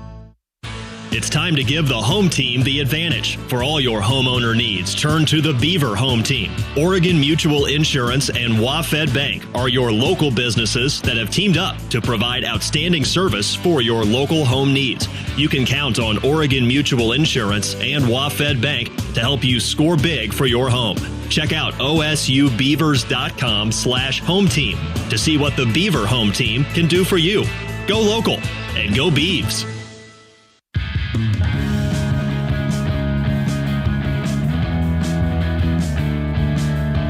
Back at Research Stadium, Mike Parker, Jim Wilson, Ron Callan, our Holt Ag Solutions scoring summary. How about that, Jimmy? 3 plays, 75 yards in a minute, 36 seconds, and a 71-yard run by Giovanni McCoy. The Beavers 17, UNLV 6. What a play, what a moment on this beautiful Saturday night. Couple of good cuts. Early, he kind of had his choice. Once he had the first down, do I go left right now? There was one defender there, or do I take it to the middle? The defender thought he was going to take it to the edge, so he stayed in the middle, and then once he got a little farther down the field, then he got to the sideline and showed some great speed and just a fantastic effort by Giovanni McCoy. But the thing I love the most, and I said it already, is he knew the down and distance, and that's what got him on the move in the first place. And then great downfield blocking. Darius Clemens, who's been a big factor in the game early. Everett Hayes approaches the football. The Beavers lead it 17-6, and now UNLV will have the ball in theory last. The Beavers did not have one of their long drives. They got it done in a minute 36 seconds, giving UNLV plenty of time on the back end. Your Holt Ag scoring drive summary brought to you by Holt Ag Solutions. Grow bold with the straightforward and dependable tractors from Holt Ag Solutions. 1st and 10 UNLV after the touchback from its 25. You know, the middle eight has been so much about the Beaver offense in this stretch. The last 4 games, the Beavers a touchdown late. Now it's on the defense here, because this is a big stand here for the Beavers defensively. Exodus Ayers at one corner. Haj Malik Williams rolls to his right and lets fly down the right sideline for Jacob DeJesus, who makes the catch and into Beaver territory. And that's a big chunk play on first down, and a great job by UNLV to get the ball to the Beaver 33. Now, the Beavs defense, it was a great throw, but the Beav defense has tightened down in here, Jimmy. They got to try to do it again as UNLV goes quickly ahead of the 2-minute timeout from the right hash. Out of shotgun, the handoff to a stumbling running back who's able to maintain his footing long enough to pick up about 3 yards. Kylan James, they'll give him 4. It'll be 2nd down and 6. This is the 2-minute timeout. And Chris Wiggins informs us that the 2-minute timeout is hit. He got too much. Yeah, on he that. did when he was stumbling. Yeah, no, I thought the corner on that side, it might have been Andre Jordan, could have just close and get to him because he was slipping, but he still managed to get 4 yards on what should have been maybe +1 or 2. Save time and shop online at Safeway.com. Safeway, your exclusive grocery partner of Oregon State Athletics.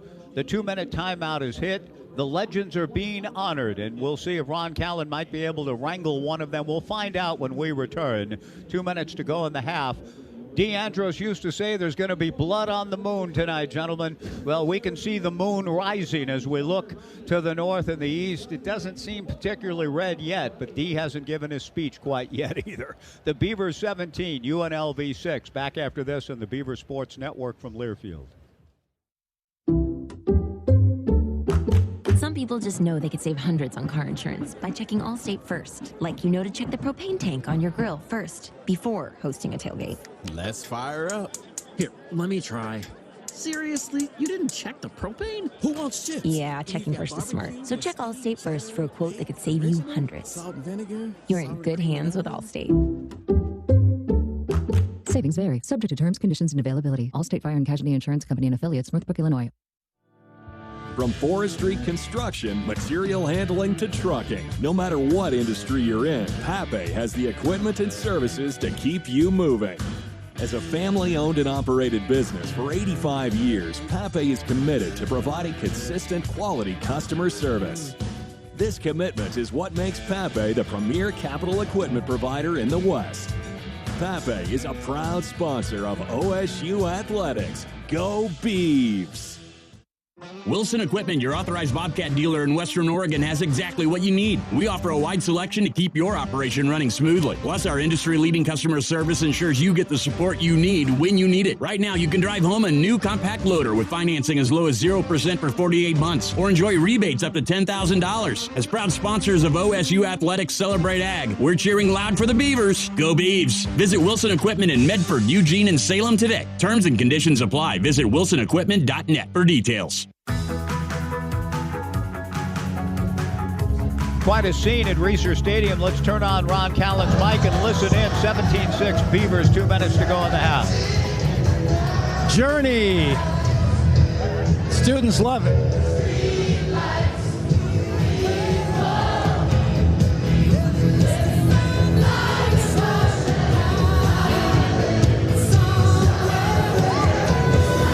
The atmosphere here, guys, is pretty darn cool.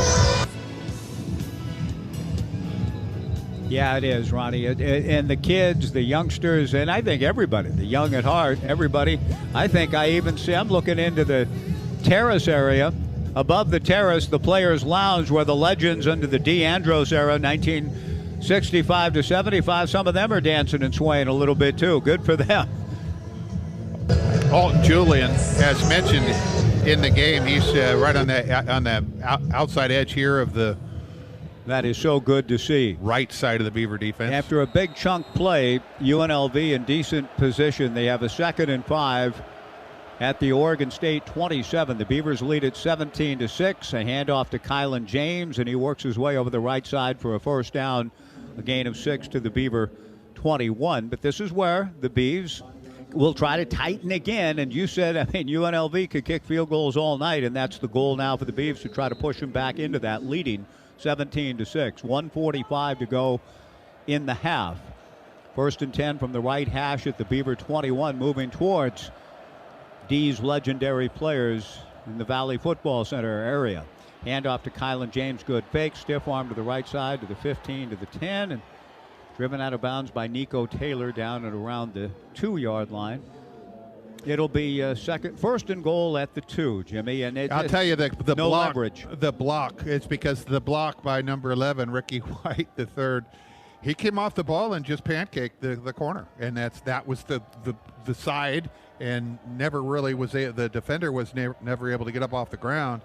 And, welcome to this level of play. 1st and goal at the 2, a 5-full defensive substitution for the Beavers. A play fake by Williams, and he'll run into the end zone. So the Beavers will have time on the back end.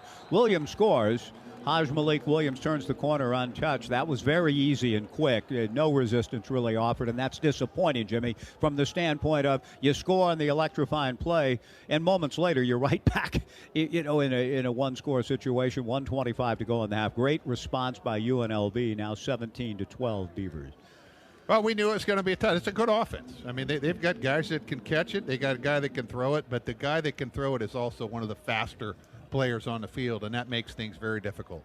75 yards in 5 plays. They hit the big one of 44 yards on the pass play. The point after try is good. There's a penalty flag down, and while the officials talk about what it is they saw, right now it's 17-12. They haven't put a point up on the board.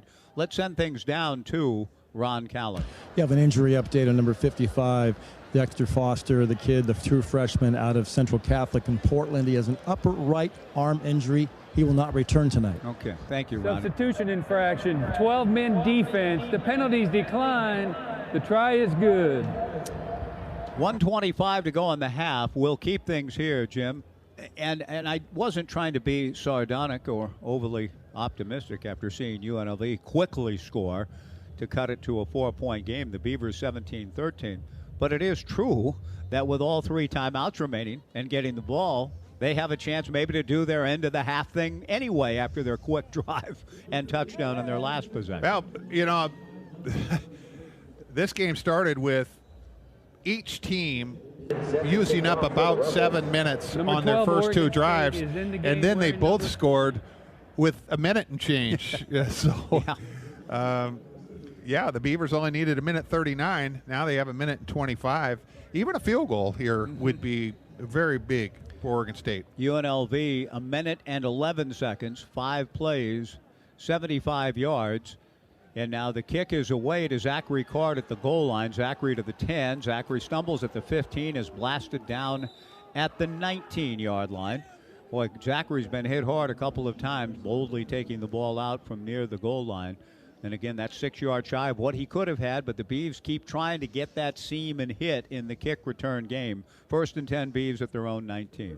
This is a double-edged sword for Ryan Gunderson because UNLV has all 3 timeouts. And if the first play, usually you want to be kind of conservative and get some yards, make sure that that first down is what you need. Out of shotgun with Luka Vincic snapping the ball. Giovanni McCoy awaits after the biggest play from scrimmage the last time he touched the ball.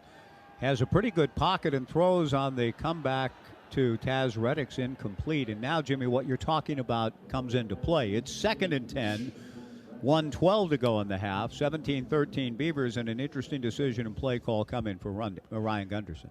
I think you got to think about the first down. Forget about scoring. Right now, on this play, on these next 2, you got to pick up a first down. And not give the ball back. Yeah, and make UNLV use a timeout. Anthony Hankerson flanking Giovanni out of shotgun. McCoy with good protection over the middle to Trent Walker. Trent, the catch, and works his way to the 30 for a first down with 1:04 to go in the half, and that changes the dynamic a little bit. Now you have at least those 3 downs that you can work it, but it's still 3 timeouts on the other side. Good play by Walker after the catch. Very good catch, down and distance recognition. Took it upfield, gets the first, under a minute to go in the half. The Beavers have all 3 timeouts. McCoy has a great pocket. He throws in and out of the hands of Jeremiah Noga on the crossing route at the UNLV 45. Jonathan Baldwin in coverage, incomplete. 2nd and 10, 50 seconds to go in the half. Still a bit of a dilemma. You've seen that other team. I mean, they're as dangerous as it gets in terms of they can quick strike. Save time and shop online at Safeway.com. Safeway, your exclusive grocery partner of Oregon State Athletics. 2nd and 10 for the Beavers at their own 30, leading 17-13. McCoy pressured. Giovanni rolls to his right and throws incomplete. Good coverage. Pass intended in front of the UNLV bench. Trent Walker, the intended receiver. But a good play by Cameron Oliver. There is a penalty flag out.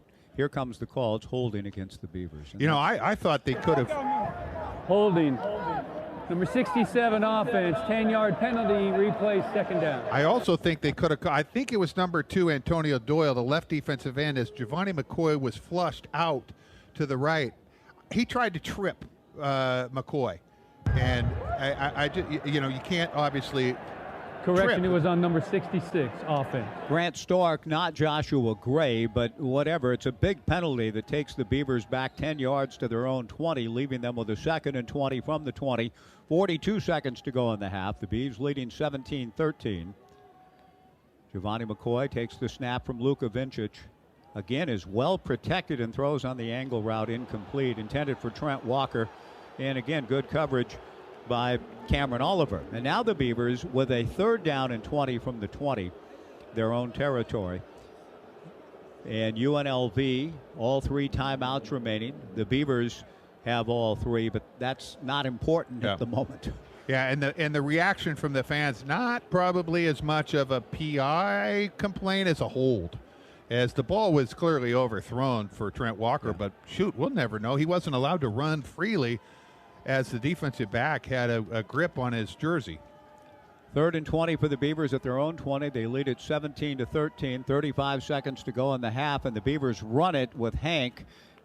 Hankerson gets across the 35, tries to keep it going as long as possible, and gets to the 26, pardon me, for a gain of 6. Timeout called by UNLV with 27 seconds to go in the half. Out of the half. This will be a 30-second timeout. The Beavers will bring their punt unit on for the first time. Ricky White III has blocked 2 punts this year.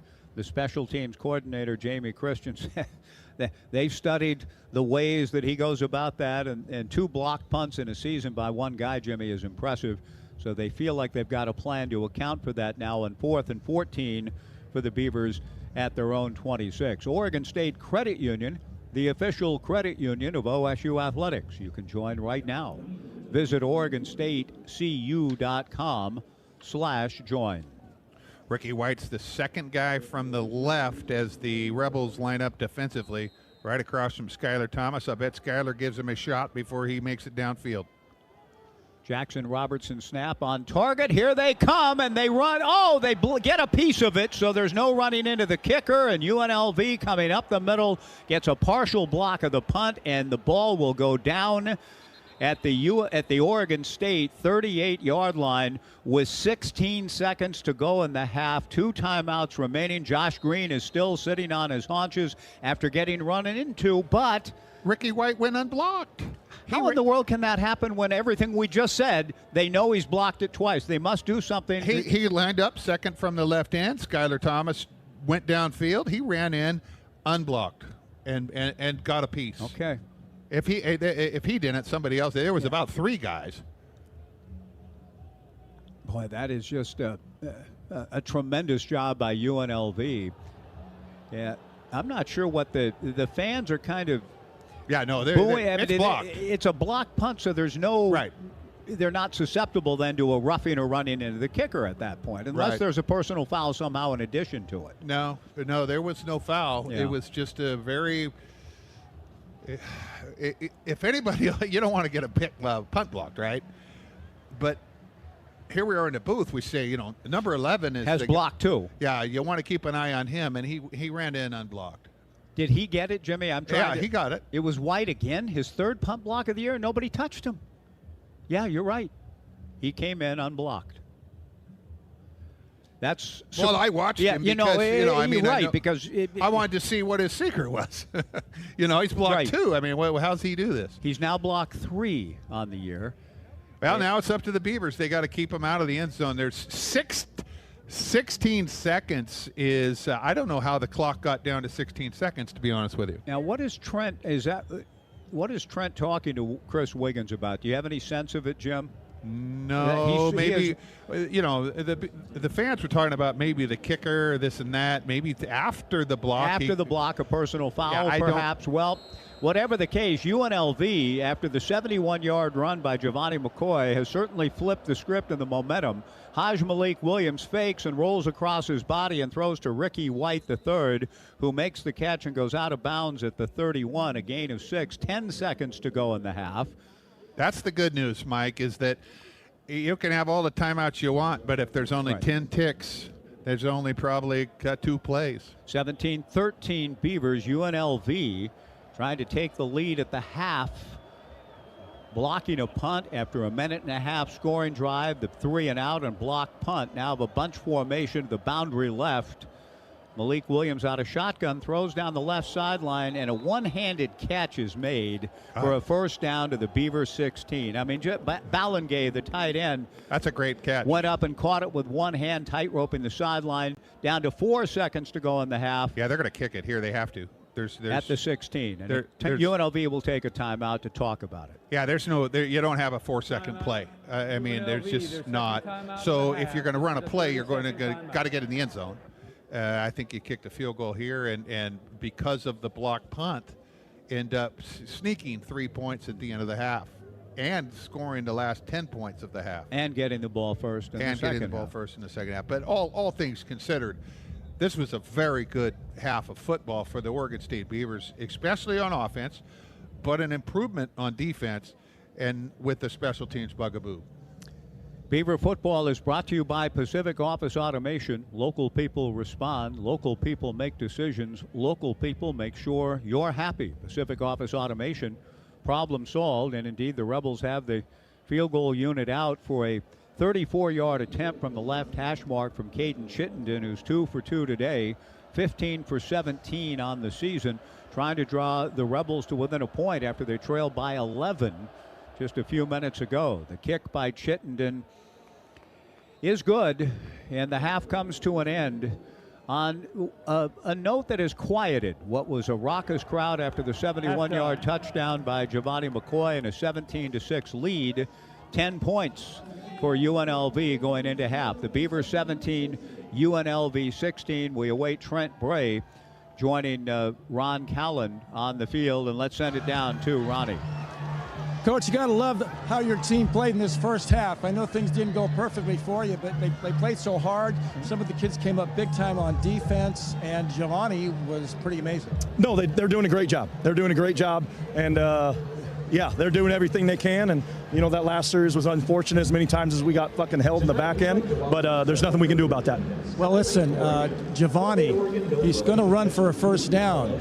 He's smart enough to say, hey, and then the blocking was pretty impressive on that 71-yarder. Yeah, no, it's been good. They're playing the way we want them to play. They're doing a great job controlling the ball. We've held them to field goals at times. They're doing what we've asked them to do. Last thing, your message to them in the locker room at halftime. We got to stay the course and keep doing what we're doing. We can clean some things up that can keep some points off the board. Coach, appreciate the time. All right, thank you. Halftime at Reser Stadium. The Beavers 17, UNLV 16. We'll regroup and come back and talk about it. Yours truly, Mike Parker, with Big Jim Wilson when we return. 17-16 Beavers at the half on the Beaver Sports Network from Learfield. Today's game's Benny's Buddies Pet Spotlight. The official fan club for your favorite pet, brought to you by your local Toyota dealers, are Benny's Buddies members Golden Retrievers Parker, Reeser, and Gill. These three pups are inseparable and love sporting their Beaver gear. Sign up your pet today at osubeavers.com/Benny's Buddies. Each member gets an official social media filter, and Toyota and Oregon State will be giving away collars, leashes, treats, toys, and so much more. High-quality organic food should be available to everyone at a better value. That's why Safeway offers O Organics. Hundreds of USDA-certified organic products exclusively in our stores. From fruits and vegetables to chicken and olive oil and frozen treats to baby food, you'll find a huge selection of organic items for the whole family at Safeway. Food you feel good about eating and serving. Look for O Organics products throughout Safeway. O Organics. Organic for all. In today's college sports landscape, everyone can make a difference. We challenge you to be part of the future of Beaver athletics. We're rallying Beaver Nation to support the Damn Nation Collective and all our student athletes. By signing up for a monthly membership, your involvement at any level is creating a substantial model that will allow our teams to define our future. Every commitment, no matter how big or small, empowers us to compete at the highest level. Visit damnnationcollective.com and help transform Beaver athletics one contribution at a time. Touchdown Beavers! Hey Beaver fans, the 2024 football season is here and SeatGeek is here to help you experience all the action. SeatGeek makes it easy to find tickets so you can be a part of all the touchdown celebrations this season. Whether you're buying or selling tickets to Oregon State football games or to any other live event in your area, SeatGeek is the place to do it. SeatGeek is the official ticket marketplace of the Oregon State Beavers. The most disruptive idea in ticketing? A ticket that works. Expect the expected. SeatGeek. On the Beaver Sports Network from Learfield, this is the Beaver Halftime Show. Brought to you by Safeway. Stop in to Safeway, your exclusive grocery partner of Oregon State Athletics. And by Oregon State Credit Union, the official credit union of Oregon State Athletics. Now, this is the Beaver Halftime Show.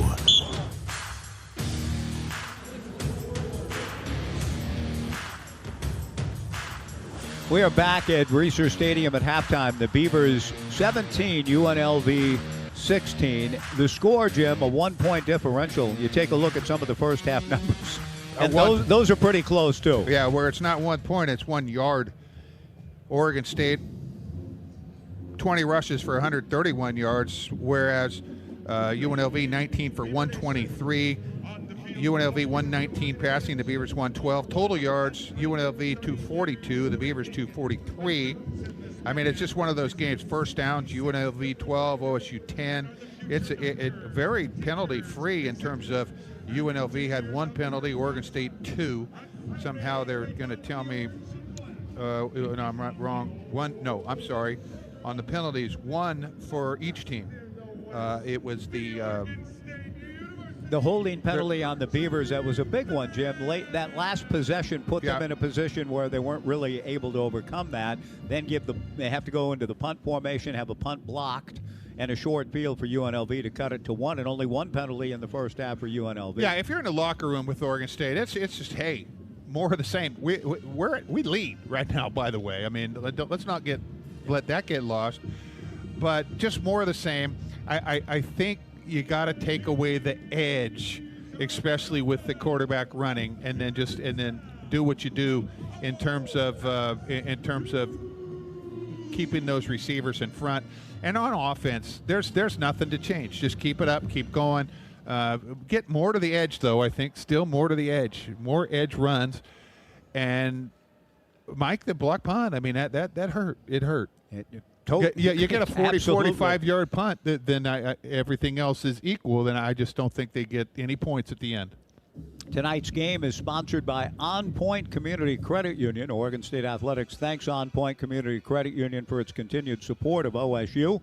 On Point has been proudly supporting the Oregon community and Oregon educators in the Beaver State for over 90 years, and they're a proud partner of Oregon State Athletics.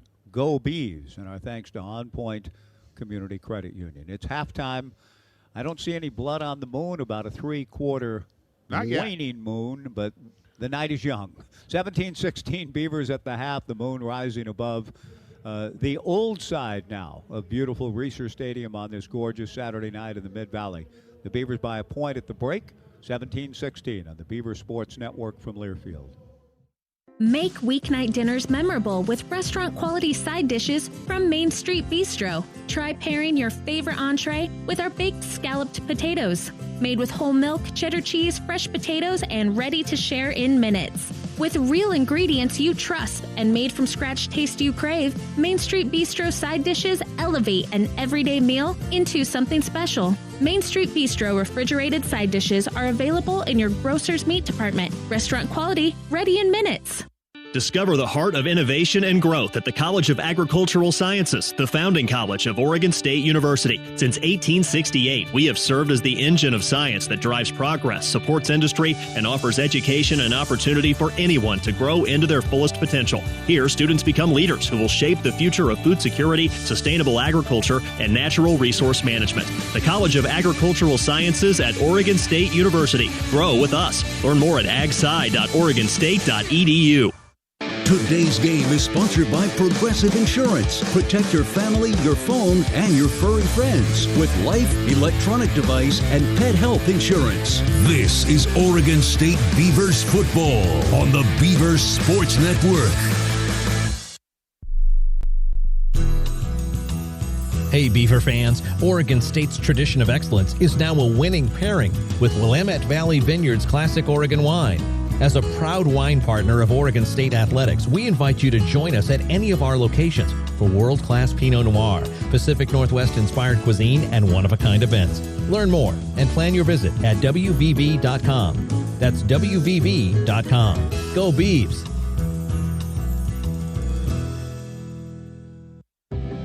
When you need short-term communications for your business, project, or event, call the pros at Day Wireless Systems. We rent Motorola two-way radios, cellular devices, and satellite phones by the day, week, or month. We have thousands of units of inventory, and our experienced rental teams will make sure you have clear communication throughout your entire event. Visit us online at daywirelessrentals.com for more information. Day Wireless Systems, where a lot happens in a day.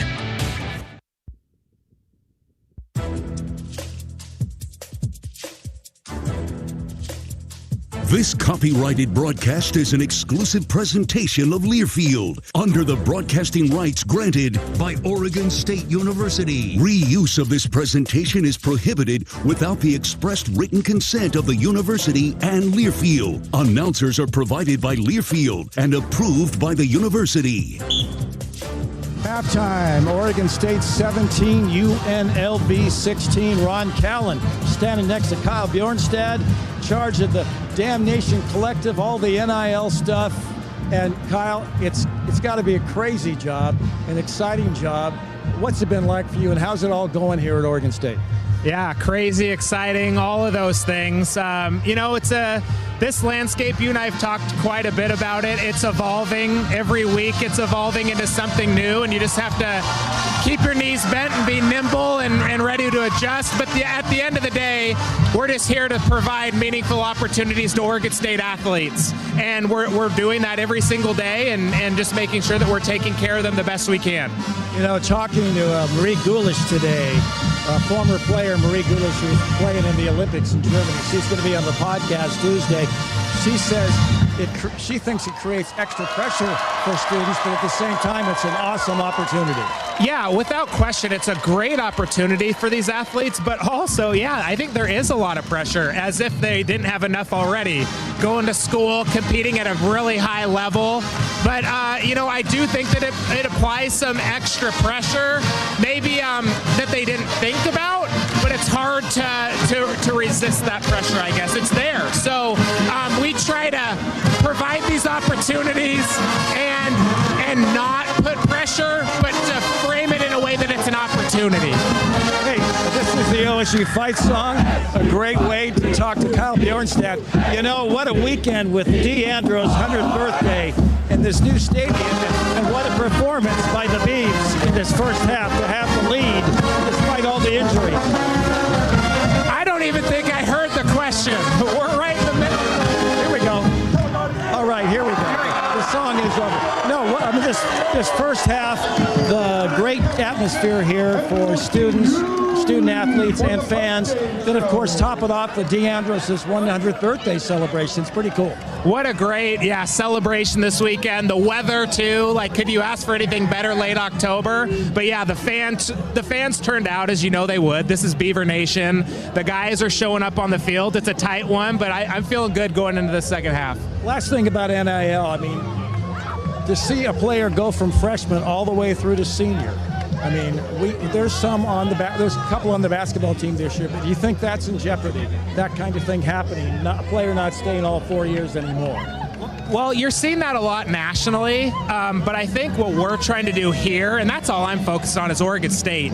It's about the community. It's about the culture. It's about the kids we recruit, and it starts with our coaches. And if we do our job right, this isn't about attracting athletes. This is about retaining them. And they've got everything they need here, the coaching, the facilities, the amazing fans.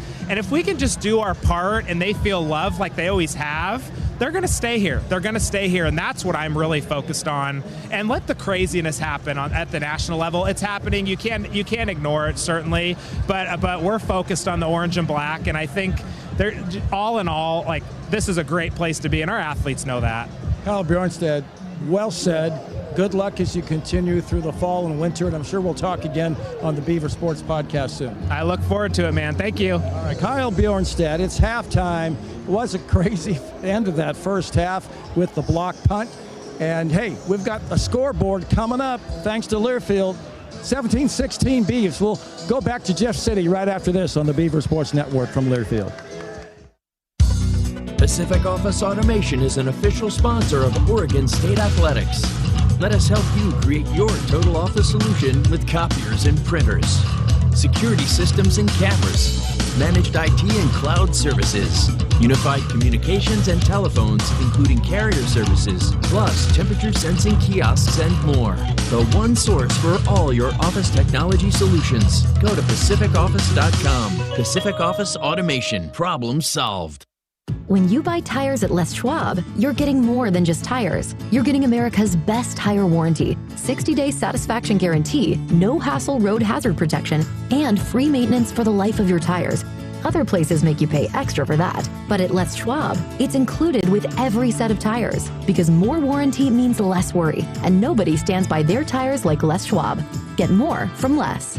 Book your appointment at leschwab.com. Terms and conditions apply. See leschwab.com for details.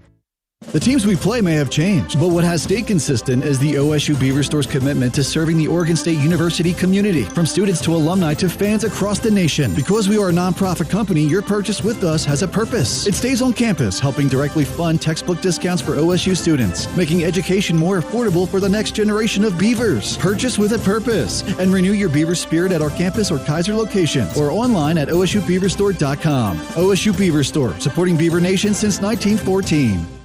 A very sherry Christmas is coming to Seven Feathers Casino Resort on Saturday, November 30th at 7 p.m. This multimedia production starring Lisa McClowry features fashions and comedy reminiscent of Sonny and Cher, as well as audience participation to get you in the holiday spirit. Tickets are just $25 and $30 and are available online at sevenfeathers.com or by calling eTix. Don't miss a very sherry Christmas only at Seven Feathers Casino Resort, I-5, exit 99 in Canyonville. Your place to play. Proudly owned and operated by the Cow Creek Umpqua Tribe.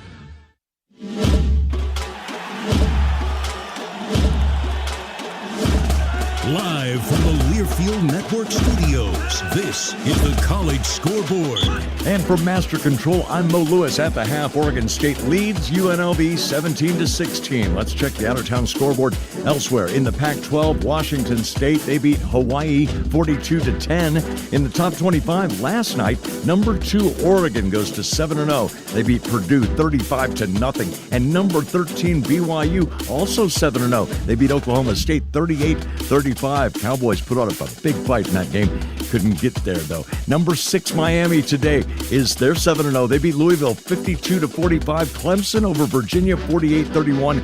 And Indiana's got a good club. They are 7-0. They beat Nebraska 56-7. Army also undefeated. They beat East Carolina 45-28. The big game tonight, of course. Number 5, Georgia, taking down number 1, Texas. Etienne had himself a game. 2 receivers left, 1 to the right. 1 on the far hash, moving to our right, out of the pistol, hand it to Etienne. And he runs straight down the hash, breaks the tackle 5, ball towards the goal line. Touchdown! Touchdown, Etienne! That's Scott Howard on the Georgia Bulldogs Sports Network. Georgia 30-15 over number 1, Texas. Some other games that just went final. Number 9, Iowa State over University of Central Florida 38-35. It was Kansas State beating West Virginia 45-18 and SMU over Stanford 40-10. At the half, Beavers leading 17-16. Mike Parker's got the second half coming up. This is Oregon State Beaver football from Learfield. Dear autumn leaves, you won't be covering roads alone this season. Take on fall in the powerful Toyota Tundra or tackle trails in a Tacoma. Head to Toyota.com for more info. Toyota, let's go places. In 1931, Oregon State's football team compiled a 6-3-1 record playing their home games at Bell Field in Corvallis. That same year, Umpqua Dairy began making ice cream to sell to passengers at the train station in Roseburg. 3 generations later, they're still producing award-winning ice cream, and you don't have to wait at the train station. Simply visit your local grocery store. Thanks to Umpqua Dairy for your support of our Beavers and for making the best ice cream in the nation. Dear autumn leaves, you won't be covering roads alone this season. Take on fall in the powerful Toyota Tundra or tackle trails in a Tacoma. Head to Toyota.com for more info. Toyota, let's go places. Today's game is brought to you by Progressive Insurance. What do your home and auto have in common? They're yours, and Progressive protects them both. Bundled today at Progressive.com. This is Oregon State Beavers football on the Beavers Sports Network.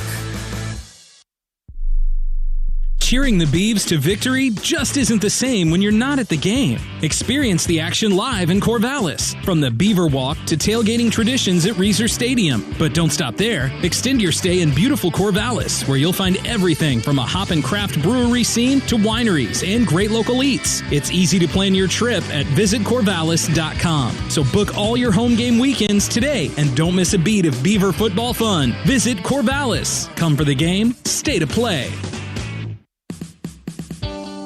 Hey Beaver Nation, looking to bring your brand's story to life? Infinity Images has the solutions to transform your ideas into visual experiences. From grand format printing and custom fabrication to installation and delivery, Infinity Images has the state-of-the-art equipment and a team of experts to make it happen. Visit infinityimages.com to learn more. That's infinityimages.com.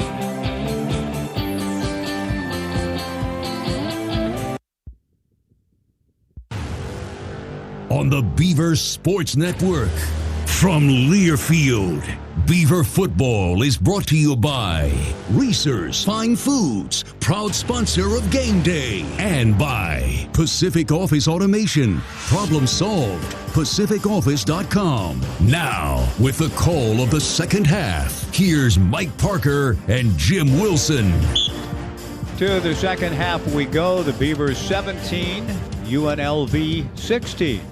At the break, the Rebels will get the ball first to open the third quarter. Tonight's game sponsor, On Point Community Credit Union. Our thanks to On Point Community Credit Union for their continued support of OSU.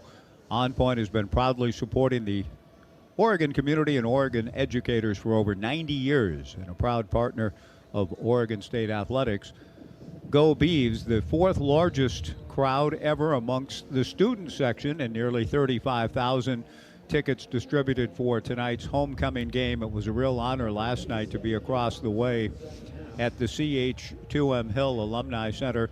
Nearly 90 of DeAndros' former players, the great pumpkin, perfect timing to celebrate the 100th birthday of the Oregon State legend, and to hear from Skip Vanderbrunt, and Vanderbrunt, as D used to call him. They said last night. Steve Priest. Steve Priest, as D used to call Steve Priest. But Steve Priest, Rich Brooks, Skip Vanderbrunt, Jim Sherbert Jr., Gina Andros Baker, among the eloquent speakers paying tribute to their legendary coach last night. And it was a really touching, warm evening, to be sure, and many of them are still here. The 7 o'clock start, the 7:15 kick, a bit challenging for some, but I see a lot of them are still here watching from the Players Lounge. It's an honor to have them, and it was an honor to have been involved in last night's event. Great to have them back here with us.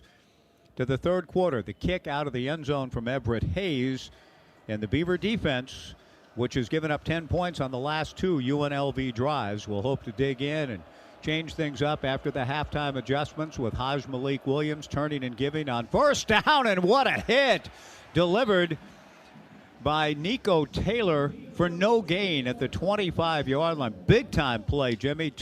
He's made two really good plays tonight defensively. Oh, he certainly has, and that was a big hit. Now, Oregon State has done, for the most part, a very nice job tackle to tackle. No gain for Kylan James on the first carry of the second quarter. A 1-point Beaver lead to open the third. Second down and 10 from the right hash mark. Again, it's James. He runs right, and again, the Beavers are right on him. James goes down after a pickup of about 2. Jimmy, down and distance-wise, this is the best look the Beavers have had all night. 3rd and 8. They've not seen the UNLV punter. They hope to see him now after this play to open the third quarter, leading 17-16. Obviously, you're not counting the 3rd and 16, but that was going in. This is dangerous because the guy who's going to take this snap is very fast, but also has some good receivers on the outside. An empty backfield, 3 to the boundary. Haj Malik Williams backpedals, a little pressure off the edge, and the pass over the middle is incomplete. And it's 4th down and 8. The pass intended for Casey Kane, and the Beavers, Jimmy, with a 3-and-out to open the third quarter. Great start for the Beavers defensively. Well, it all started with 2 good run defense plays. You put the Rebels into a 3rd and 9, and Casey Kane probably should have caught the football, but he did not, and Oregon State gets the first look at the punter. Marshall Nichols delivers a good punt. Trent Walker takes it at the 21, tries to make the first man miss, but he's tripped up and goes down at the 23-yard line. Good punt by Nichols, and we'll keep things right here as we get the Beavers on the field, Jim, after the first 3-and-out of the night, and it was impressive. Yeah, that Nichols, that's a good punt. I was watching him in warm-ups. He had very strong legs. Last year, he averaged over 47 yards a kick. This year, 42. Sometimes with the punters, some of it's situational. Some of it, one like this, he's just able to just let her rip. 51-yard punt, 1-yard return for Trent Walker. The Beavers leading 17-16 and have the ball after a 3-and-out. 13:39 to go in the third, working left to right from the left hash mark. Giovanni in the pistol gives to Hankerson running left. Hank stutters his way, looking for a lane on the outside zone, and gets up to the 25-yard line. They'll mark it closer to the 26. A pickup of 3. 2nd down and 7. Hankerson back-to-back 100-yard games, now 13 for 41 tonight. Yeah, let's hope he gets over 100. That'd be a good harbinger for this Beaver team. That play, 2 tight ends both on the right, and then you run back to the weak side where you have Lichtenhan and Joshua Gregg. Again, the pistol deployed with Darius Clemens. The short side split to the boundary side, a slot right for Giovanni awaiting the Van Well shotgun snap. Fakes it to Hankerson. Inside flanker screen to Walker. Trent, I thought, had a decent lane, but a good job by the DB for UNLV to fight off a block. Jonathan Baldwin the tackle, so a short pickup to the 29, 3rd down and 4 for the Beavs. A beautifully executed play by Oregon State, beautifully executed. Just a better play by the defensive back, slicing by the blocker and able to get a hold of Trent Walker's legs and drag him down, because Oregon State ran that play beautifully. The Beavers 2 of 5 on 3rd down conversions. Have a big one here early in the 3rd, leading 17-16. 3rd down and 4. Shotgun snap to Giovanni, pumps once and wobbles it out. A one-handed grab reeled in at the 35-yard line for a 1st down by Jeremiah Noga. It came out a la Cap and Kilmer style, and Noga somehow pulled that thing in with one hand. 1st down, Beavers. And Trent Brea let him have it. The reason he caught that ball with one hand is because the defensive back had a hold of the other one. Trent Brea is right. We talked about it a couple times. The holding on the outside, the secondary guys for UNLV is on every play. 1st and 10, Beavers at their own 35. Big 3rd down conversion on their first possession of the 3rd. Handoff to Hankerson, started up the middle. Somebody lost a shoe. It might have been Hank himself. And it was Hankerson losing his left shoe and will need to come out. And for the first time, Saladin Allah will come in after a gain of a couple to the 37. And that the reason the one arm, as you talked about, I would dare say Coach Bray was somewhat eloquent about that. Going into the exit interview at halftime, we saw it again with no flag, but the Beavers lived to tell about it. Now 2nd and 8, Hankerson out for the first time tonight. Saladin in. McCullough last week, 6 carries, 39 yards at Nevada. 2nd and 8. They fake a toss one way, and it's Clemens coming back the other way on the reverse, and Clemens gets maybe a half yard before he's ripped down by Antonio Doyle, and the Beavers will have a 3rd down and 7 trying to take advantage of Clemens' speed coming back the other way, but UNLV was on it. And there just wasn't enough of a sell going the other direction. It just seemed like it was a kind of a misdirection play, but there wasn't enough misdirection to it. It was just basically just a wide play to the right. 3rd down and 7 for the Beavers from their own 38, leading 17-16. 10:20 to go in the 3rd quarter. Noga in motion to the field. Out of shotgun works McCoy. The pocket breaks down. Giovanni is hit and thrown down for a sack by Antonio Doyle. Back inside the 30-yard line, and the Beavers will send their punt unit out. The last time and the only time they've been in punt formation tonight, Ricky White III broke through to block a punt and set UNLV up for 3 points to end the half and draw the Rebels to within a point. The Beavers hope to have some things shorn up this time around with, again, it's Skylar Thomas matched up directly against the punt blocker extraordinaire White.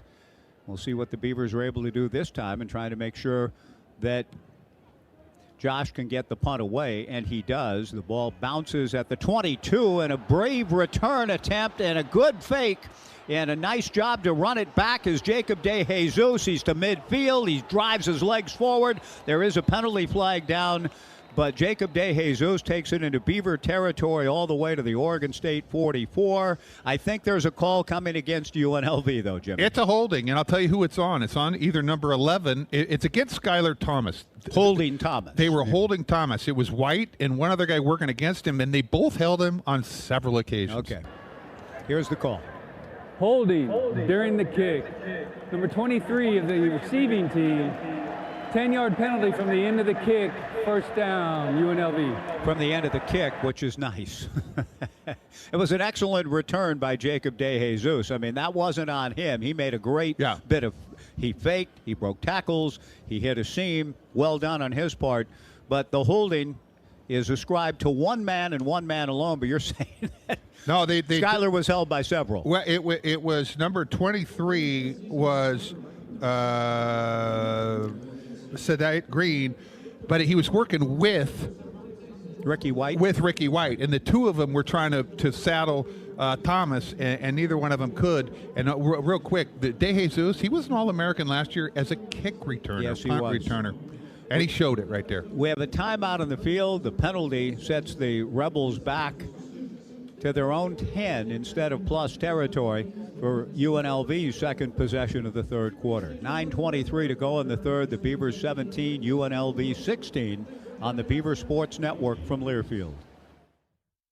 Hey there, Beaver fans. Holt Ag Solutions is proud to be your premier dealer for top tractor brands like Massey Ferguson, Fendt, and more right here in Oregon. With expert technicians and quality parts, we are here to support your operation from start to finish. Stop by any of our Oregon locations to see the latest models from Fendt, Massey Ferguson, and all your favorite ag brands at Holt Ag Solutions. Or call 888-HOLT-006 to talk with one of our ag experts today. When you need short-term communications for your business, project, or event, call the pros at Day Wireless Systems. We rent Motorola two-way radios, cellular devices, and satellite phones by the day, week, or month. We have thousands of units of inventory, and our experienced rental teams will make sure you have clear communication throughout your entire event. Visit us online at daywirelessrentals.com for more information. Day Wireless Systems, where a lot happens in a day. Beaver Nation. There's a new play in the playbook this season. It's the McDonald's Game Day Bundle, and it's exactly what you need to cheer on the orange and black. Get our 20-piece McNuggets bundle, featuring 20 of the golden, juicy McNuggets you love, with 2 orders of our medium world-famous fries, all for just $10.99. Now that's bringing home a W. Must opt into rewards at participating McDonald's. Valid through 2024 through 2025 football season. Ba-da-ba-ba-ba.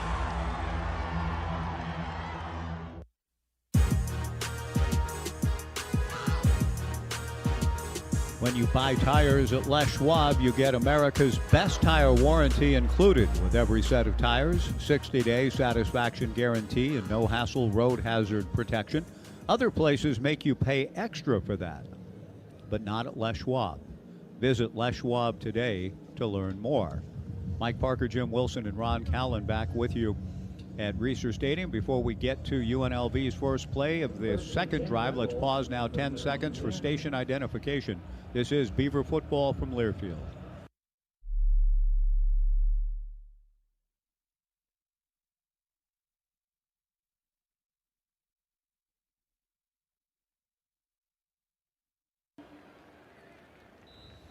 Malik Williams, beginning from his 10-yard line, hands it off to Jet Thomas. He takes it to the 14, gain of 4. Second down and 6. Jacob Schuster, Samisi Saluni up front, flanked by Shamar Meikle and Olo Omatosho. Olo on the left edge. On second and 6, it's Jet Thomas, and the Beavers get into the hole, break tackles, and tackle Jet Thomas for a loss. Back to the 14-yard line. Officially no gain. And the Beavers again, Jimmy, 3rd and 6, a chance to get off the field on another 3 and out. Good job by the Beavers in their gaps. Alton Julian head into the sidelines here. Good to see him playing. I'll tell you what, Skyler Thomas is playing a lot closer to the line of scrimmage. He was basically an outside linebacker, and his first responsibility at that position is the run and the quarterback. 17-16 Beavers, 3rd and 6 for Malik Williams. He throws it to the outside, and it's caught for a first down out at the 22-yard line. Good throw by Malik Williams. The pass caught by Jacob De Jesus. That's a big-time throw for the first down. Hash marked opposite sideline. UNLV went 3 and out on its first possession, has a first down here at their own 23. Looked like the ball kind of wobbled out there, but the receiver was so open that there was time for that ball to get there and still pick up the first down. Hand off to Jet Thomas. This time he has room to the second level and gets to the 30-yard line. Pickup of 7 on first down. The Beavers had held up on first and second down on both of the first 2 drives of this third quarter, the first and second downs, but not here. 7 yards on first down, a big win for the Rebels. The Beavers leading 17-16, 7:23 to go in the third. Good cut by the runner. That play was supposed to go to the right, but he saw the hole open up back to his left and picked up about 7 or 8. Tight end in the pistol and in the backfield, and Jet Thomas runs left and has the first down, thrown forward to about the 38-yard line of UNLV by Melvin Jordan the fourth, but a gain of 8 more. That's back-to-back carries by Thomas for 15 yards. The Rebels trailing 17-16, but have dug out of a hole. They began at the 10 and are already out to the 38. Yeah, the left edge was just, there was nobody home there. Andy Alfieri is in the game at the right edge for the Bees. Nico Taylor on the left side. They start running left, then a cut by Thomas, and he gets 3 yards to the 41. Alfieri was recruited as an inside linebacker by Cal, converted to tight end. Skylar Thomas in on the tackle. So it is not unfamiliar territory for Andy. He made 3 tackles last week in Reno. He's out there now. 2nd down and 7 for the Rebels. Couple of new defensive linemen on the inside for Oregon State. Tavita Po'omei and Kai Richardson. And Kai Richardson. I was trying to figure out who the other guy was. Pass into the right flat, caught by Jacob DeJesus, hit by Exodus Ayers and Nico Taylor, short of the first down at the 44-yard line. It'll be 3rd down and about 4 for the first. So again, the Beavers with an opportunity but need a stop. UNLV on the right hash mark, trailing by a point. 3rd and 4 from their own 44. 17-16 Beavers. 5:35 to go in the third quarter. Haj Malik Williams out of shotgun. Takes the pass from center. Throws to the outside. Exodus Ayers in coverage. Incomplete. Intended for Ricky White III. And it's 4th down and 4. And I'm telling you, Jimmy, this Exodus Ayers kid on a couple of different plays in coverage against good receivers has held up well, and he does so here, and UNLV sends their punter back out on the field.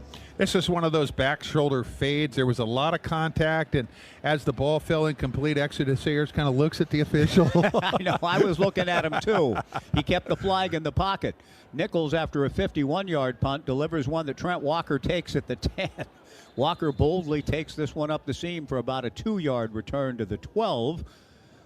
But, Jimmy, all things considered, as the Beavers, with a timeout on the field, will go to work from the 12 with 5:16 to play, leading 17-16, have acquitted themselves very well on defense. Defensively, the Beavers have forced 2 punts in the quarter. Unfortunately, on offense, the Beavers had to punt themselves. We'll see what the Beavs can do with the lead, 17-16. A scoreless third quarter thus far. 5:16 to go in the third. The Beavers by a point on this beautiful Saturday night in Corvallis on the Beaver Sports Network from Learfield. Pacific Office Automation is an official sponsor of Oregon State Athletics. Let us help you create your total office solution with copiers and printers, security systems and cameras, managed IT and cloud services, unified communications and telephones, including carrier services, plus temperature sensing kiosks and more. The one source for all your office technology solutions. Go to pacificoffice.com. Pacific Office Automation. Problem solved. Beaver football lives here on the Beaver Sports Network from Learfield. Hey Beaver Nation, here at Mr. Plywood we know what it means to build. Locally owned and operated for over 50 years, Mr. Plywood goes beyond building decks, storage sheds, and fences. We help build the community. We offer family-style customer service with a friendly and knowledgeable staff that will help you with your next project. If you need hardwoods, plywood, fasteners, or help planning your next project, come down and pay us a visit. We would love to help you on your next project. Score a touchdown today by joining Oregon State Credit Union, where your money works harder for you. Be more than an account number with member-focused financial advice and money-saving options. We started at Oregon State University. We were born a Beaver. Join Oregon State Credit Union today. Visit one of our 15 branches or join online at OregonStateCU.com/join.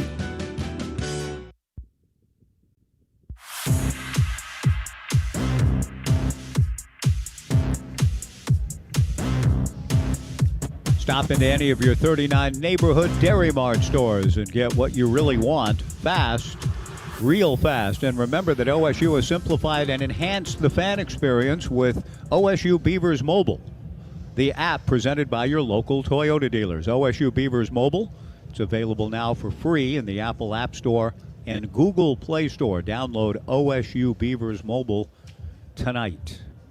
The Beavers take over at their 12, leading 17-16 with 5:16 to go in our third quarter. They move from left to right with a slot. Trent Walker inside of Jeremiah Noga. Taz Reddick's 2 big catches in the first quarter is split left. And the Beavers go to work with Luka Vincic over the ball at center. A long count for Giovanni McCoy in shotgun. Jeremiah Noga in motion from left to right. Over the middle and almost intercepted. And out of the hands of Noga. Taz Reddick's had a chance, and then diving and getting closest to the ball was Jet Elad, the free safety. Incomplete. 2nd and 10. Let's send it down to Ron Callan. Noga got banged up, but he's a tough kid. He's back in there. Good to see that.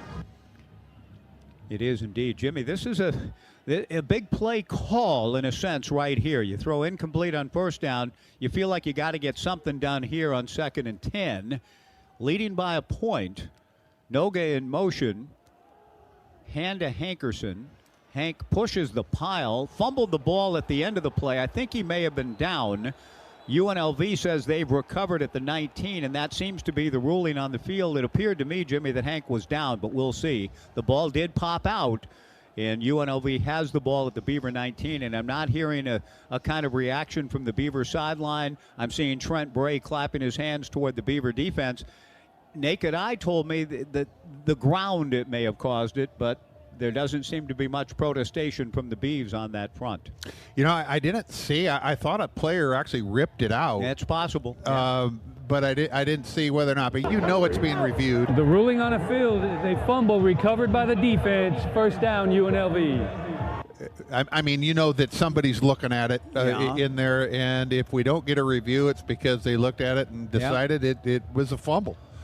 And Oregon State, it's their offense that really is got to pick it up. From the 19-yard line, the turnover stands, play action, a roll to the right and a pass to the outside to Ricky White III. Makes the catch, goes out of bounds, but I think is right at the sticks for a first down, and he is. So 1st and goal. Wow, the Beavers with number 74 down here has got to go out of the game.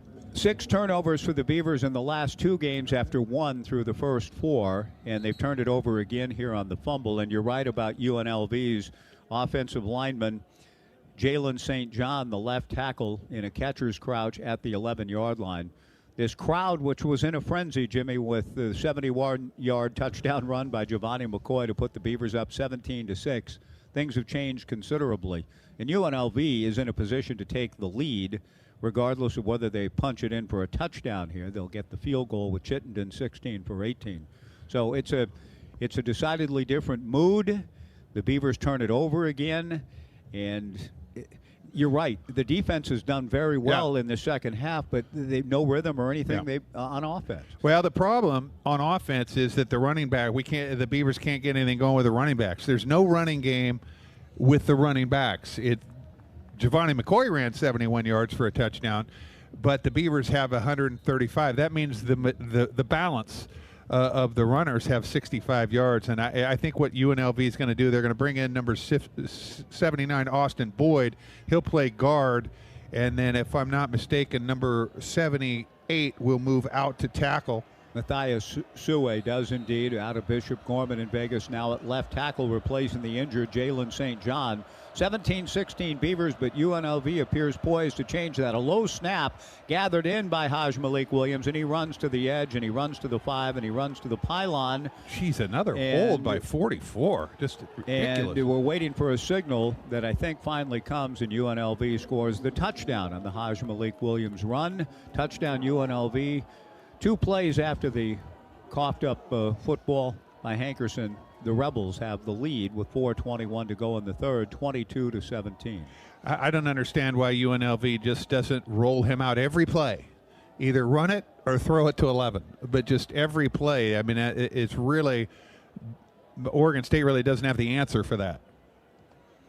I'll tell you what, 44, Christian Moore held Andre Jordan Jr. or was blocking him. Officially, it's going to go down, was blocking him for about 15 yards.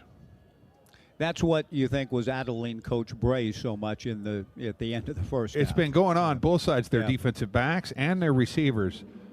Well, I remember Jim Harbaugh once saying here, down 31-7 at the half with Andrew Luck to the Beavers back in 2009, saying, well, they teach holding really well here. He said after the game that the Beavers won 38-28. The point after try from Caden Chittenden is good. And UNLV, which has won 5 straight games on the road, they're 3-0 on the road for the first time in program history. Nothing ruffles them. They were down 17-6, and now with 4:21 to go in the third quarter, they lead it 23-17. They opened the year at Houston, won. Houston's turned out isn't very good. They're 2-5. But then they go to Kansas, who was ranked 21st at the time, and just got pushed around for a half, came out in the second half and won the game. And they are resilient. They were a good football team. Being behind by a point at the halftime was nothing for them.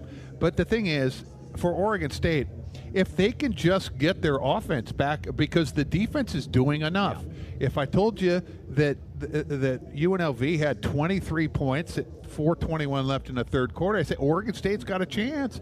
They got a chance, and they do have a chance. This is the first lead of the game for the other team. UNLV 23, the Beavers 17, 4:21 to go in the third. We'll see about the Beavers' response when we return on the Beaver Sports Network from Learfield. Dear autumn leaves, you won't be covering roads alone this season. Take on fall in the powerful Toyota Tundra or tackle trails in a Tacoma. Head to Toyota.com for more info. Toyota, let's go places. At Builders First Source, we're proud to be the nation's largest supplier of home building materials with 14 locations in Oregon and Southwest Washington. We're on a mission to develop next-generation solutions that accelerate, optimize, and transform the home building industry. Whether you are a professional contractor or a homeowner that loves building projects, Builders First Source will support you with lumber, siding, windows and doors, trusses, decking, and more. Go to BLDR.com to find a location near you. Dear autumn leaves, you won't be covering roads alone this season. Take on fall in the powerful Toyota Tundra or tackle trails in a Tacoma. Head to Toyota.com for more info. Toyota, let's go places. It's been so long. How have you been? Hello, I'm doing well.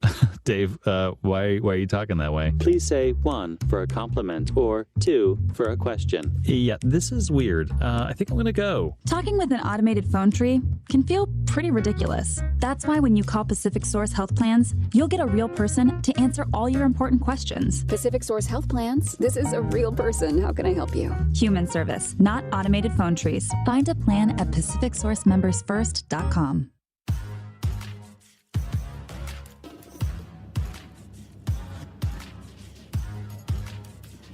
UNLV quickly converts the Beavers' turnover. 2 plays, 19 yards in 42 seconds after the fumble by Anthony Hankerson, who has rushed 15 times for 53 yards. The touchdown and point after gives UNLV a 23-17 lead with 4:21 to go in the third quarter.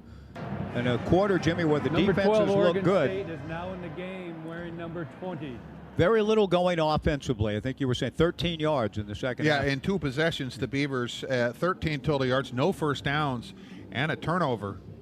Defensively, the Beavers in 3 possessions for UNLV forced 2 punts and gave up a touchdown on a short field. We'll see if the Beavers can kind of regroup on offense and try to find something in the run game. They're only down a score, but just the mood and the feel, it feels a little worse than that just by the trend in the game. The Beavers led 17-6 late in the second quarter and now trail 23-17, 4:21 to go in the third. And Zachary Card appears as though he's been instructed, even though he received the ball at the 1. The 25 sounds pretty good. Yeah. Fair catch. Beavers will start 1st and 10 at the 25. Not all kickoffs are the same, and Chittenden's kickoffs have some height. I mean, there's some hang time there, and that's giving that coverage team extra time to get down there. I don't think he's had a return. I think 21 maybe was his best. This is better. Van Wells over the ball at center. The Beavers begin on the left hash, moving left to right, down 23-17. On an option play for the first time tonight, and UNLV strings out McCoy and tackles him for a loss at the 22. Boy, I tell you, Mike, second down and 13. The play there, the Beavers, I'm looking in formation. They have UNLV outflanked to the right, but the play was just pitch it. Just get it out there as quickly as possible. Give that little toss pitch that they ran once in the first half. The Beavers are just really out of sync offensively. Yeah, they sure are. Now, let's see if they can try to find a way to overcome that now. Been a rough third quarter. Second and 13 for the Beavers, down 6. McCoy out of the shotgun and throws it in and out of the hands of Cameron Oliver, who appeared to be closer to the football and was than the intended target, Darius Clemens. Now it's 3rd and 13 for the Beavers. Incomplete. And boy, this thing has flipped dramatically. And you wouldn't think, you knew that UNLV could score. I mean, they average 45 points a game. That's not the part with them finding their gear offensively. It's the lack of continuity with the Beavers offensively. I think Jermaine Terry might be your answer here. He's at a wing to the left on 3rd and 13. Giovanni out of shotgun, has some time and throws incomplete. The pass intended for Darius Clemens. Good coverage by Malik Chavis. Great coverage, but 3 and out, 4th and 13, and the punting unit onto the field. Great coverage, I thought, but a catchable ball. I thought Giovanni threw a ball that Darius had 2 hands on. It just had to reach down, and it was low. But Oregon State, they're really, really up against it here defensively on this possession. UNLV has blocked a punt tonight. They're showing pressure again on 4th and long, and here they come. But Josh Green does drive it nicely, but not much hang time. Pretty deep. Jacob DeJesus starts right, reverses field, comes back left. And a good tackle in open field by Mason White, getting Jacob DeJesus down at around the 28-yard line. UNLV will have it 1st and 10 there, and they've certainly taken control of the proceedings. They lead at 23-17. This is the possession now, Jimmy, where the Beavers can't let it become a 2-score game. Yeah. Let's go below to Ron Callan. Hey, guys, I was watching the defense during that offensive possession, watching their video screens, doing a lot of talking. Let's see if their classroom work paid off. Well, they've played well in this second half. 2 punts and a short field touchdown allowed, but now it really is. The onus is on them to try to make sure UNLV doesn't increase the lead. Off of play action, a post route is incomplete, intended for Jacob DeJesus. It'll be 2nd down and 10. Jim, I would say that given the fact that Haj Malik Williams coming in was throwing at a 78% clip, the Beavs have done a pretty good job against him at 10 of 19. That's a big drop off from his usual number. Yeah, and a big goose egg for touchdowns in just 3 starts. Now, he had one as a backup earlier. He's thrown 9 touchdown passes. He works out of the pistol, and the handoff to Kylan James running right. Tyrese Ivey Jr. gets James down at the 31. A gain of 3, 3rd and 7. And the Beavs, who have forced 2 punts here in the third quarter, trying to come up with another stop here, trailing 23-17. I'll tell you, just if you're Oregon State, just your ends, just make sure you have some contained, because they're going to just roll this guy out, and he's going to have a run-throw option. And he goes empty with 5 wides, 3 to the right with a slot left in the middle of the field. A pass comes over the middle, and it's caught by Ricky White III on the slant for the first down to the 40, gain of 9. UNLV moves the sticks, keeps the drive alive. That's tough. You got an All-American receiver and a quarterback that can really run, but he's in a empty, so you got to be really wary of him running it himself. A little quick slant on the inside. UNLV now 5 of 11 on 3rd down. Nicely done. Brennan Marion, the offensive coordinator, said he went 6 back, of 11. studied film from the beginning of time in all formations in the game of football, and has come up with a good scheme, which now features an option pitch to the right to Jacob DeJesus. Slipped through a would-be loss on the play and is able to drive forward to the UNLV 44 for a gain of 4. 2nd down and 6. That's the first time we've seen that wrinkle with Jacob DeJesus on an option pitch coming from the receiver spot. Yeah, the go principles, the triple option is part of it. That's the first we've seen of it. 2nd down and 6, a 6-point UNLV lead. A pass to Ricky White in the right flat, and a good open field tackle made by Mason White. Short of the first down on White to the UNLV 48. 3rd down and 2 for the Rebels. We're down to 1:20 to go in the third. UNLV leading 23-17. Good open field tackle by Mason White, because if Ricky White's able to break that tackle, he's going to waltz into the end zone. Split backs with Moore and Kylan James flanking Haj Malik Williams. 3rd and 2. The Rebs at their 48. Malik Williams on a quarterback draw has the first down into Beaver territory to the 48. Picks up 4. 1st and 10. Good play, good call. And it seemed easy for Haj Malik Williams to pick up those 4 yards.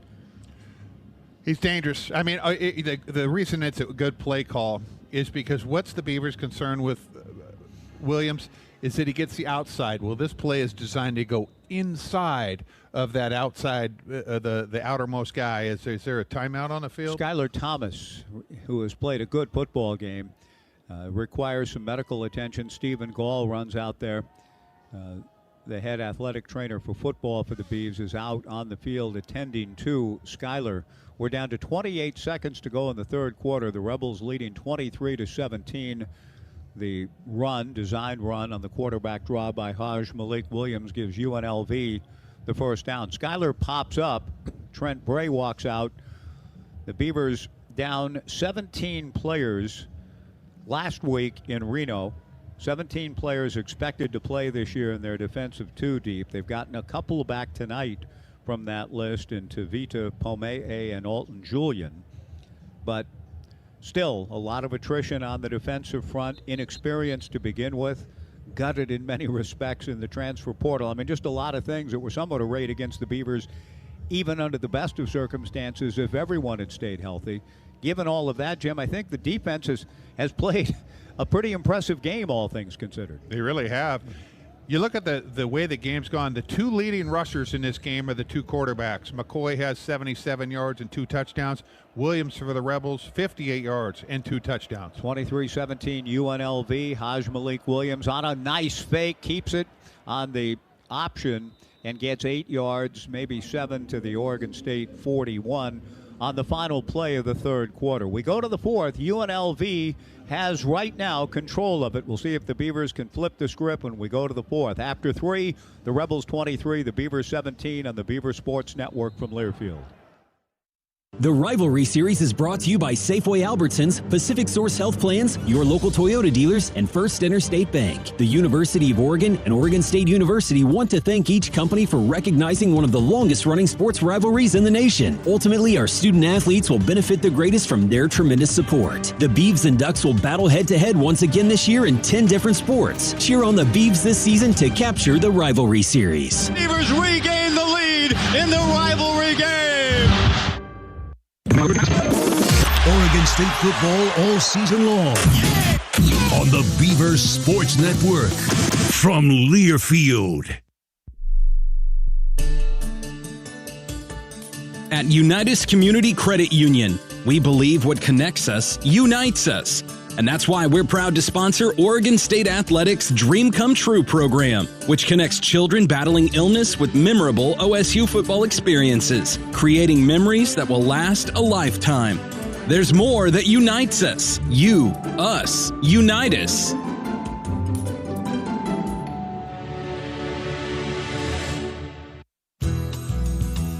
Hey Beaver fans, Oregon State's tradition of excellence is now a winning pairing with Willamette Valley Vineyards Classic Oregon Wine. As a proud wine partner of Oregon State Athletics, we invite you to join us at any of our locations for world-class Pinot Noir, Pacific Northwest-inspired cuisine, and one-of-a-kind events. Learn more and plan your visit at WVV.com. That's WVV.com. Go Beavs!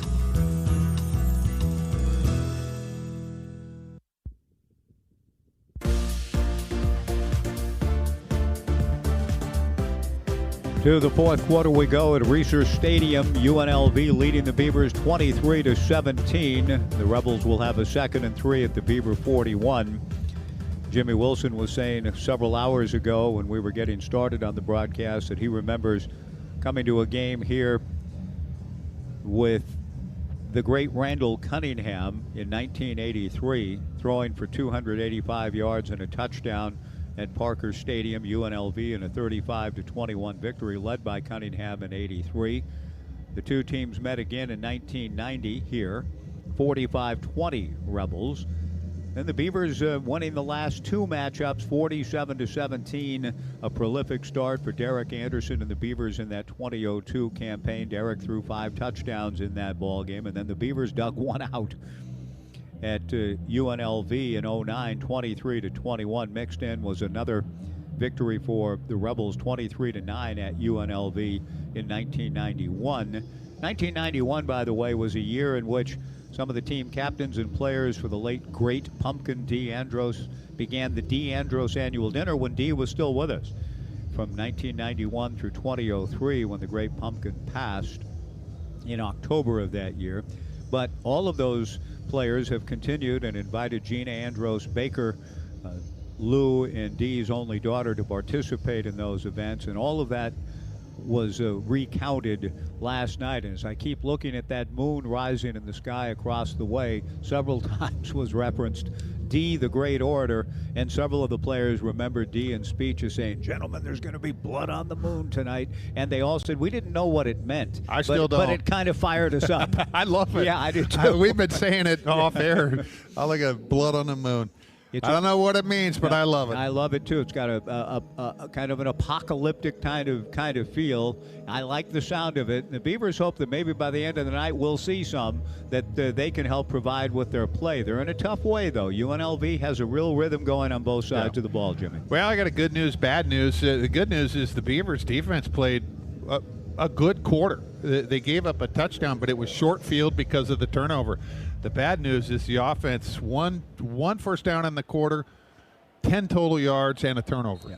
So we'll see now. 15 minutes to play. UNLV with a 2nd and 3 at the Beaver 41, leading the Beavs 23-17.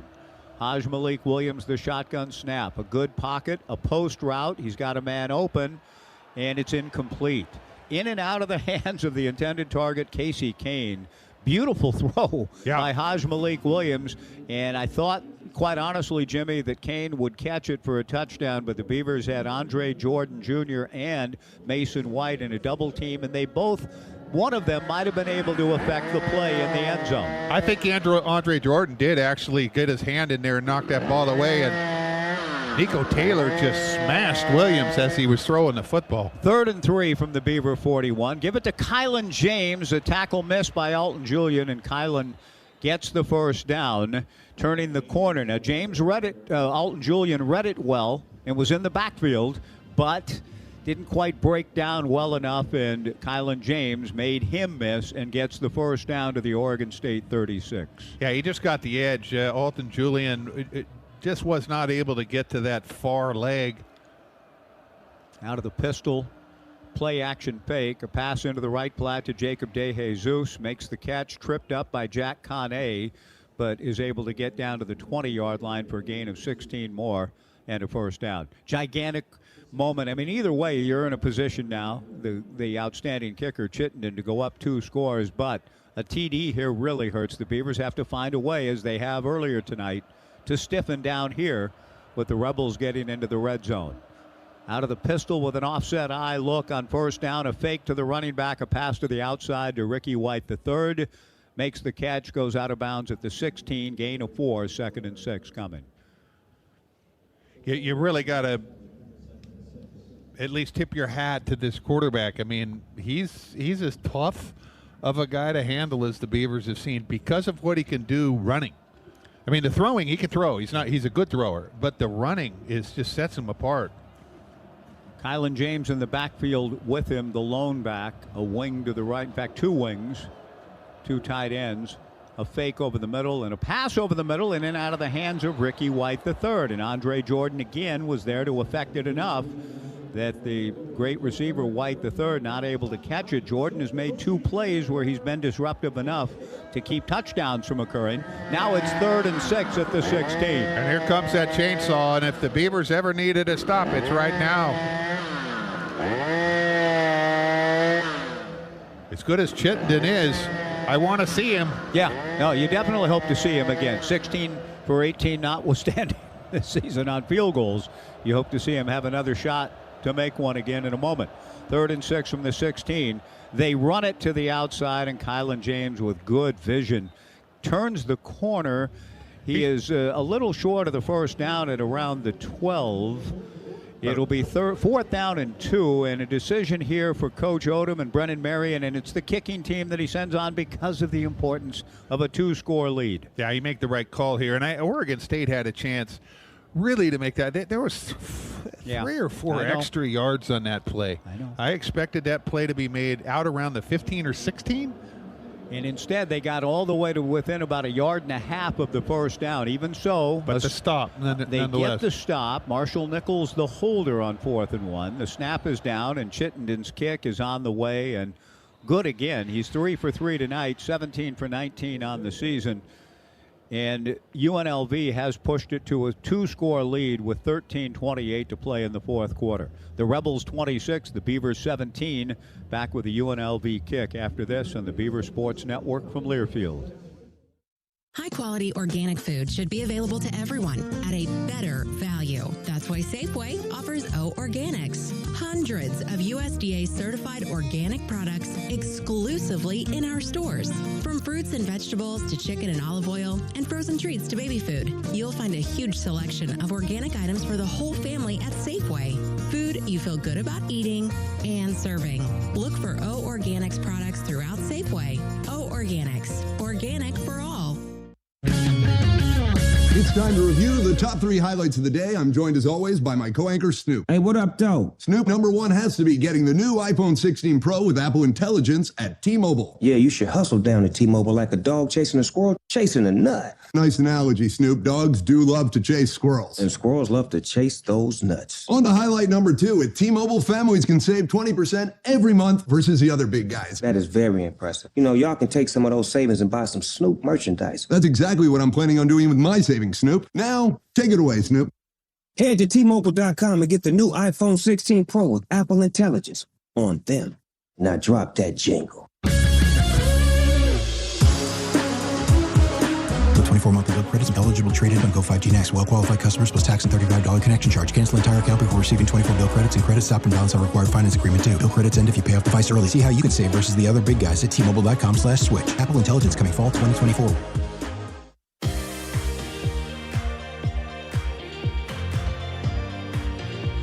Tonight's title sponsor for our ball game, On Point Community Credit Union. Oregon State Athletics thanks On Point Community Credit Union for its continued support of OSU. On Point has been proudly supporting the Oregon community and Oregon educators for over 90 years and is a proud partner of Oregon State Athletics. On Point Community Credit Union. Go Beavs. 13:28 to go in the 4th quarter. UNLV 26, the Beavers 17, pending the Rebels kickoff. Jim, since this place was going bananas back after the Giovanni McCoy 71-yard run and a 17-6 Beaver lead, things have quieted considerably on offense. 4 straight empty possessions. They got to find their way through it somehow. In the meantime, UNLV has scored 20 straight points. Oregon State's 17-6 lead is now a 26-17 deficit. But the good news is it's a different quarter.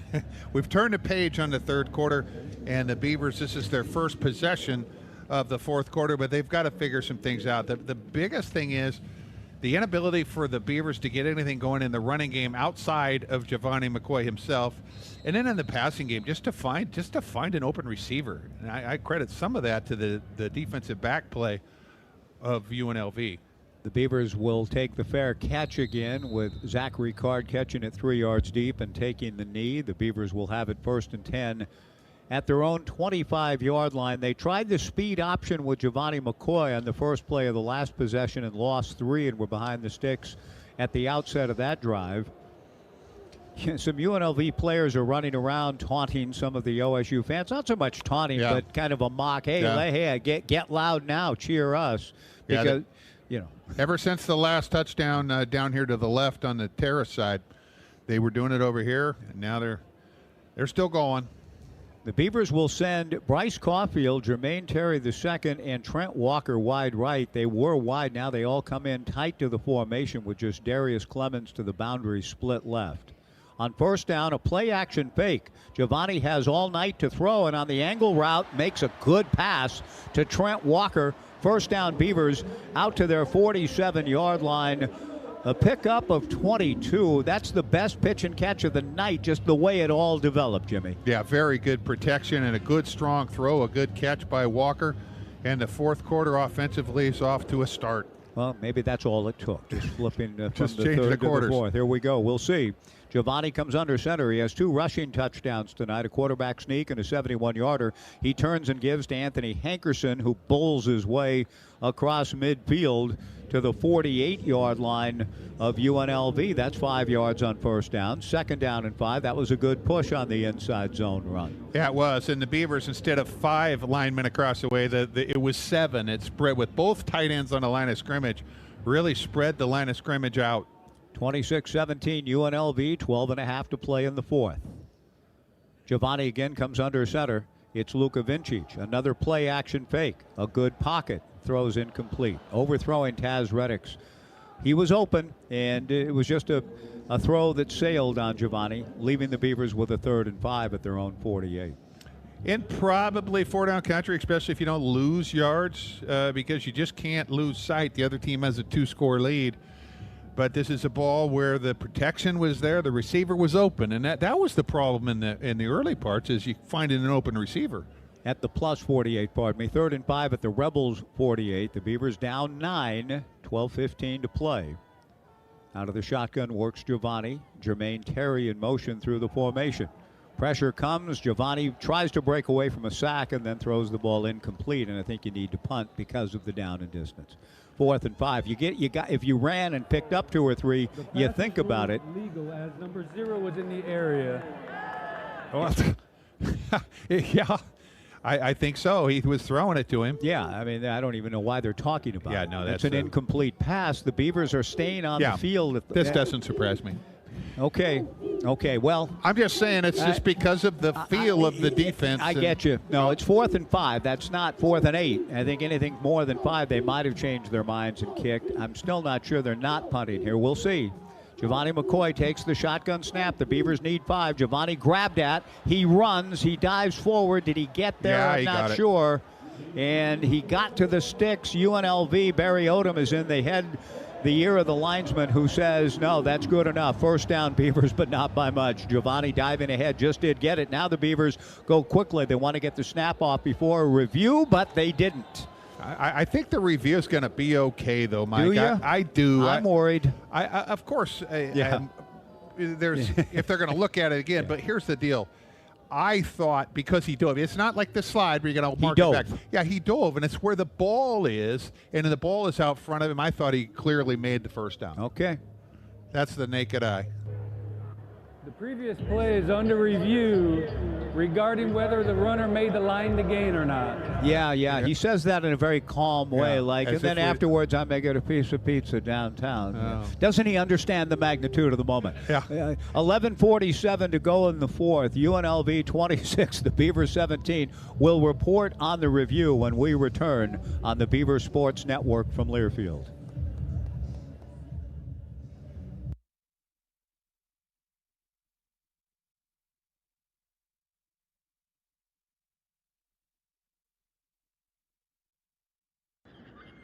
From the Oregon coast to the mighty Columbia, and from the Blue Mountains to the Siskiyous, we are with you.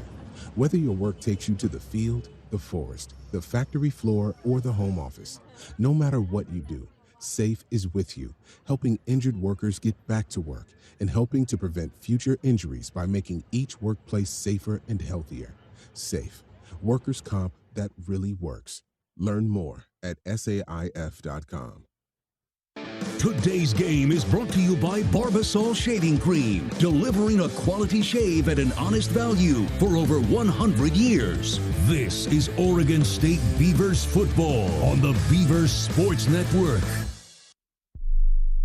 Which schools will take home the prestigious Learfield Directors Cup as the top college athletic programs for the 2024-25 college athletics season? You can follow the standings of your favorite team or alma mater at L Directors Cup on Twitter and online at thedirectorscup.com. Trophies will be awarded in June 2025 to the winning institutions in all college sports divisions. Learfield Directors Cup, the crowning achievement in college athletics.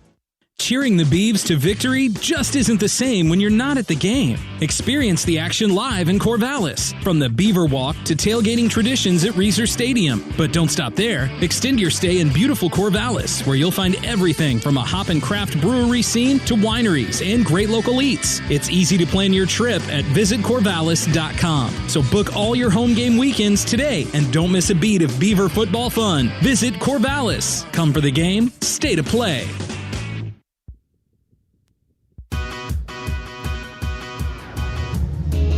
Well, our good friend, the white hat Chris Wiggins, said the call on the field stands. First down, Oregon State. The Beavers keep the drive alive by about the length of the football on the dive ahead by Giovanni McCoy. 11:47 to go in the fourth quarter. UNLV leading the Beavers 26-17. Let's go below to Ron Callan. Guys, Miley Cyrus, party in the USA. The crowd's awake again. It was getting kind of quiet, but now they're back into it. We go to all these different stadiums around the country. This Beaver fan base, the students are some of the best. I totally agree, Ronnie. And the atmospherics were certainly at a high point, the zenith of the evening on Giovanni's 71-yard run. But this 4-yard pickup that he 5 yards on 4th and 5, significant to keep the Beavers' hopes alive and kind of get the crowd back in. 1st and 10 Beavers at the Rebels 43, down 9. From the left hash, moving from right to left. Darius Clemens in a double pass coming. Takes the pass, runs to his right. Goodness gracious, is tackled back around midfield.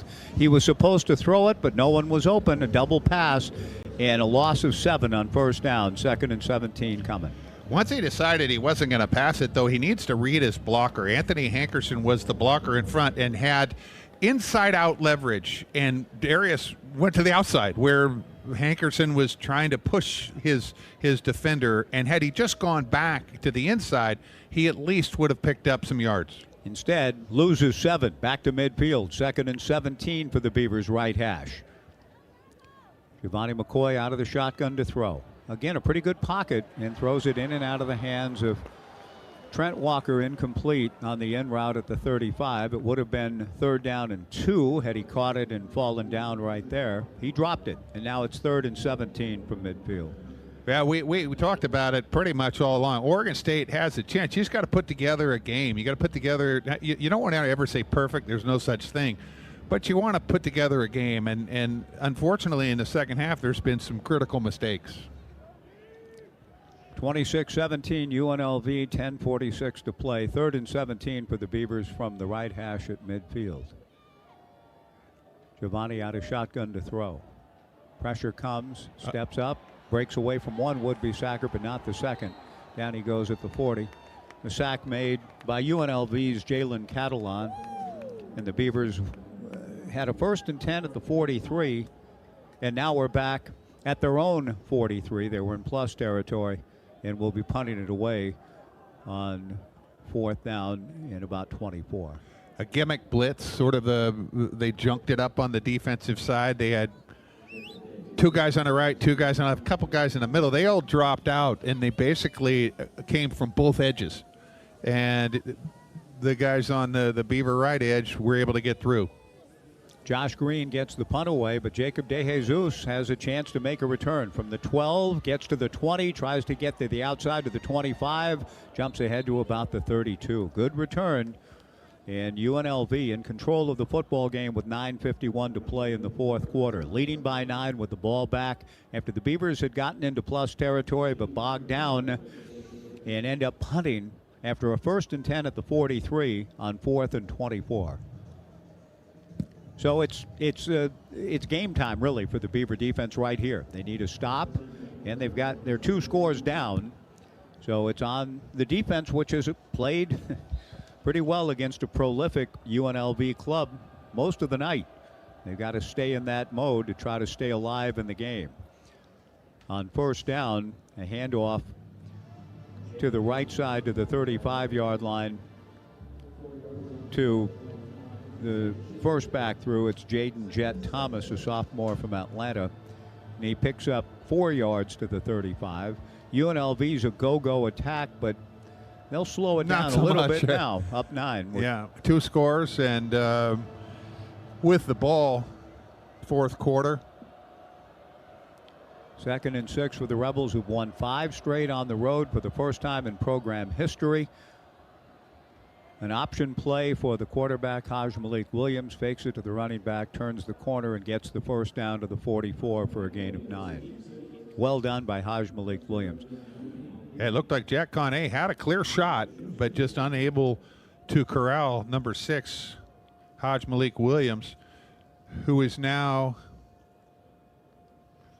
they have not posted that, at 74 rush yards, 11 carries, 74 yards, 2 touchdowns, and in the air, 14 for 25. He had a slow start, 174 yards throwing the football. UNLV 1st and 10 at zone 44, leading 26-17 from the pistol.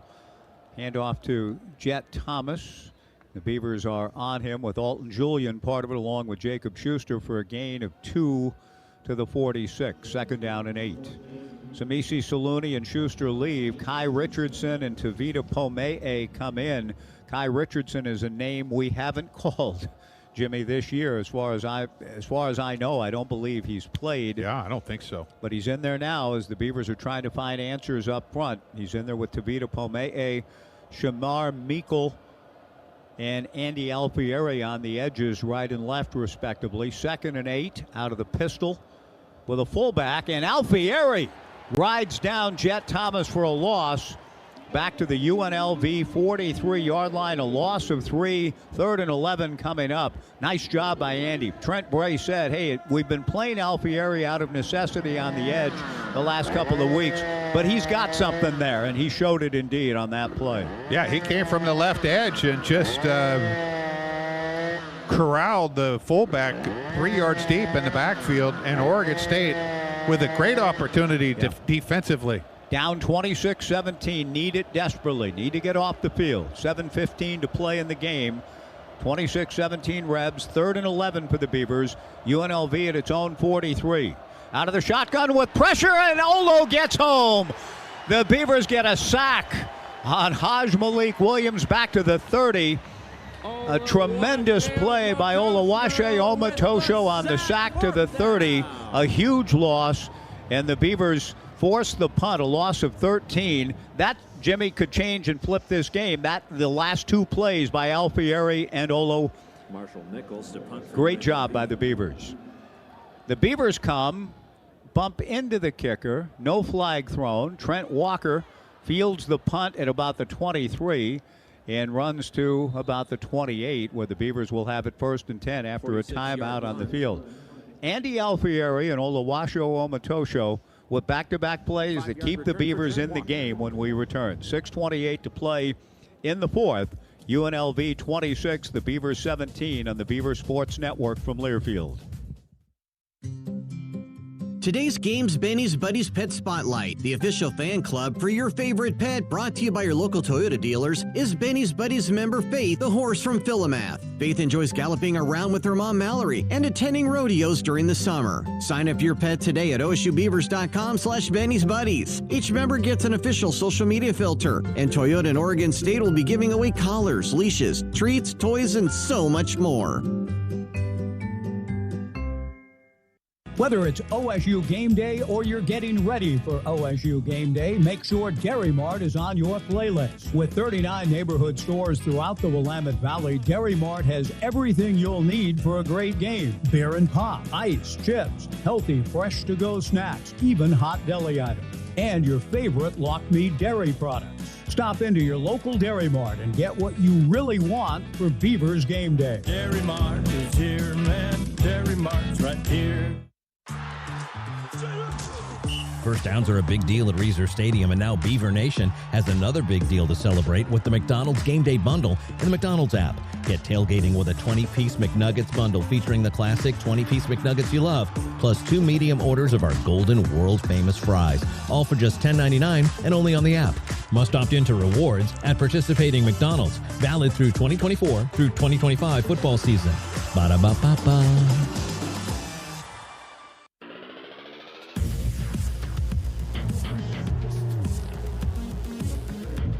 Beaver football is brought to you by the McDonald's app. Download the McDonald's app and earn free food with every purchase. And score 20-piece chicken McNuggets and 2 medium fries for only $10.99 every Beavs football game day. 6:28 to play in the fourth quarter. UNLV has scored the last 20 points in the game. The Rebels lead the Beavers 26-17, but the Beavs get an absolutely necessary defensive stop to keep their hopes alive, and will begin 1st and 10 at their own 29. But first things first, let's pause now. Let our network stations identify themselves. 10-second break for station ID. This is Beaver football from Learfield.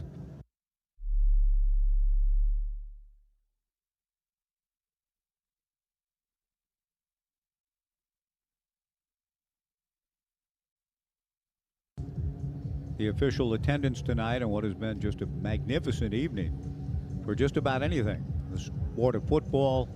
Saladin Allah is an amateur astronomer. Maybe you can get a good look at the comet tonight. It looks like a clear sky night. Comet C2023A3. And the Beavers hope they can do some serious work here. Down 26-17 with a 1st and 10 at their own 29. 35,195 the official attendance, hoping for a big comeback. Instead, what they look at is Giovanni McCoy getting sacked again on 1st down with the UNLV. Suddenly just making play after play. Antonio Doyle once again getting the sack with help up the middle from the inside. And the Beavers now look at 2nd and 16 after another sack for UNLV. It's 4th of the game. Giovanni throws to the outside to Trent Walker. Trent is shoved out of bounds at the 29-yard line, a gain of 6. The Beavers with a 3rd down and 10. And the Beavers aren't used to really being an all aerial, forced into just being all aerial, and that it's just ears pinned back for that front. 3rd and 10 for the Beavers before the quiet gathering at the moment, down 9 with 5:40 to play, and Giovanni is sacked again, this time back at the 20-yard line. And it's a full breakdown in the second half.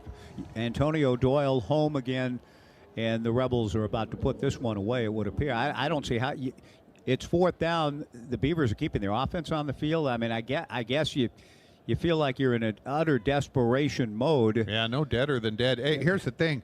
Is that Antonio Doyle? The D line has the freedom to just rush the passer because there's and a spin move, and he just went right by. 4th and 17 for the Beavers at their 22. Giovanni to throw, throws incomplete, intended for Darius Clemens. UNLV takes over on the Beaver 22-yard line. 4:59 to play. It takes over at the Beaver 22. Wow, what a turn. I mean, Giovanni McCoy, it seems like I remember calling a 71-yard touchdown run by him that put the Beavers up, Jimmy, 17-6. And the place was going crazy. There was 2.5 to go in the first half. And it has been just complete domination by UNLV's defense ever since. The Beaver defense has done some good things in that same time frame. Yeah, 6 straight offensive possessions where Oregon State has failed to score. UNLV with the Beavers going for it on 4th and 17 from their own 22. Now look to put it away and do. The pass on the slant to Ricky White is caught, but the touchdown on the first play after the 4 and out. 4:53 to go in the game. UNLV 32 and the Beavers 17. Beautifully thrown ball by Haj Malik Williams to Ricky White III. UNLV up 15, 4:53 to play. Well, that's the risk you run when you, in terms of just the score, when you go for it. It was a really tough ask, 4th and I believe 17. 17. So you end up giving some points back to the other team. If you punt it away, maybe they decide they're going to use some time and clock and so forth, and all that does is change the complexion of what is going to be a loss. Ricky White III with the touchdown reception, 4:53 to play in the fourth quarter. The Rebels 33, the Beavers 17. It is 2 scores. 27 straight points for UNLV. Back with the Rebels kickoff after this on the Beaver Sports Network from Learfield. Coors Light presents To Chill or Not to Chill. When your friend skips your favorite song on the playlist. End the friendship. Or choose chill because that song lives rent-free in your head anyway. And you're planned ahead by bringing Coors Light to the party. And the sound of that ice-cold can cracking open was music to your ears already. Coors Light. Choose chill. Celebrate responsibly. 2024 Coors Brewing Company, Golden, Colorado. Oh, my God. This is Oregon State football on the Beaver Sports Network. From Learfield. At Unitas Community Credit Union, we believe what connects us unites us. And that's why we're proud to sponsor Oregon State Athletics' Dream Come True program, which connects children battling illness with memorable OSU football experiences, creating memories that will last a lifetime. There's more that unites us. You, us, unite us.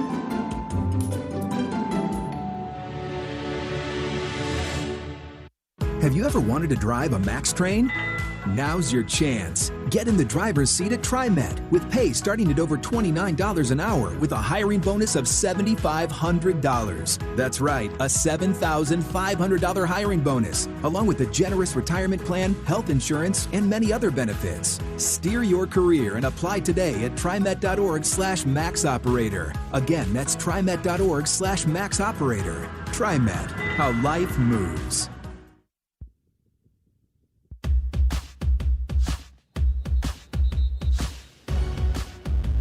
33-17.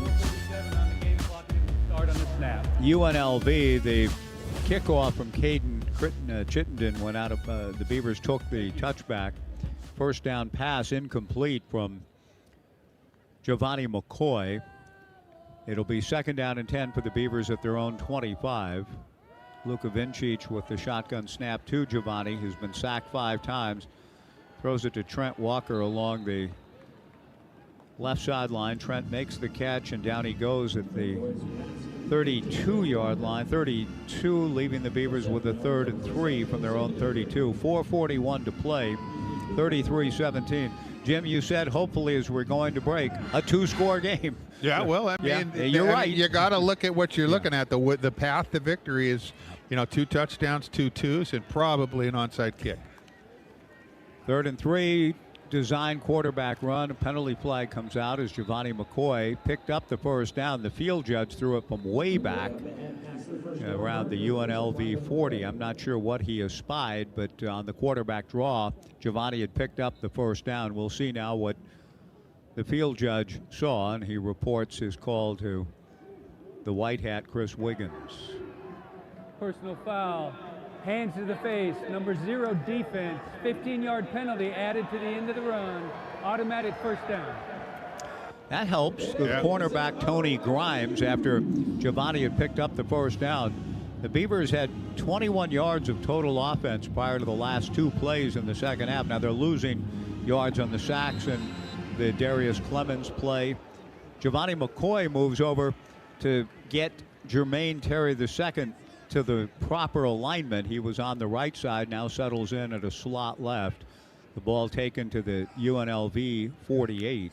1st and 10 Beavers, down 16. A shot down the left sideline for Trent Walker, incomplete. Good coverage down the left sideline by Tony Grimes, who was just hit moments ago for the penalty. It'll be second down and 10. Pretty good ball. I mean, it was down the left sideline. Well guarded. Yeah, well defended. Nice play by Grimes, and he just drove back into Walker along the left sideline, leaving Giovanni 12 of 24, 156 yards. 2 rushing touchdowns for Giovanni. The play of the year on his 71-yarder gave the Beavers a 17-6 lead in this football game. Giovanni McCoy throws incomplete. The pass intended for Taz Reddix. It'll be 3rd down and 10 at the 48-yard line. UNLV's pretty good, Jimmy. I mean, no, I I could have told you that. Yeah. I could have told you. And I'll tell you, they're good in 3 phases. They're very dangerous on offense. They're very good on defense. You can see how they've taken away the run, and they play really good in the back end. And their special teams, their field goal kicker's money, their punter's great, and their punt returner is a good player. And they blocked a punt, too, to boot, their 3rd one of the year. They have 4 block kicks on the season, 3 punt blocks and a PAT. 3rd and 10, pass to Trent Walker on the outside is caught.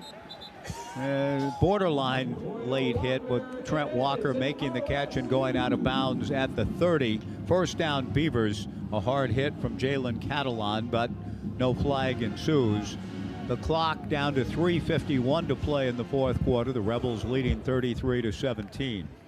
Giovanni out of the shotgun from the left hash, throws to Walker, makes the catch, and down he goes. UNLV doesn't mind that at all. Tony Grimes on the tackle. Trent goes down at the 25-yard line, gain of 5, 2nd and 5. Still a path, as you're talking about. The Beavers have to score 2 points, recover an onside kick. It's an arduous path, to say the least, but there still is a path. Giovanni McCoy to throw, fires for Walker, incomplete down the left sideline.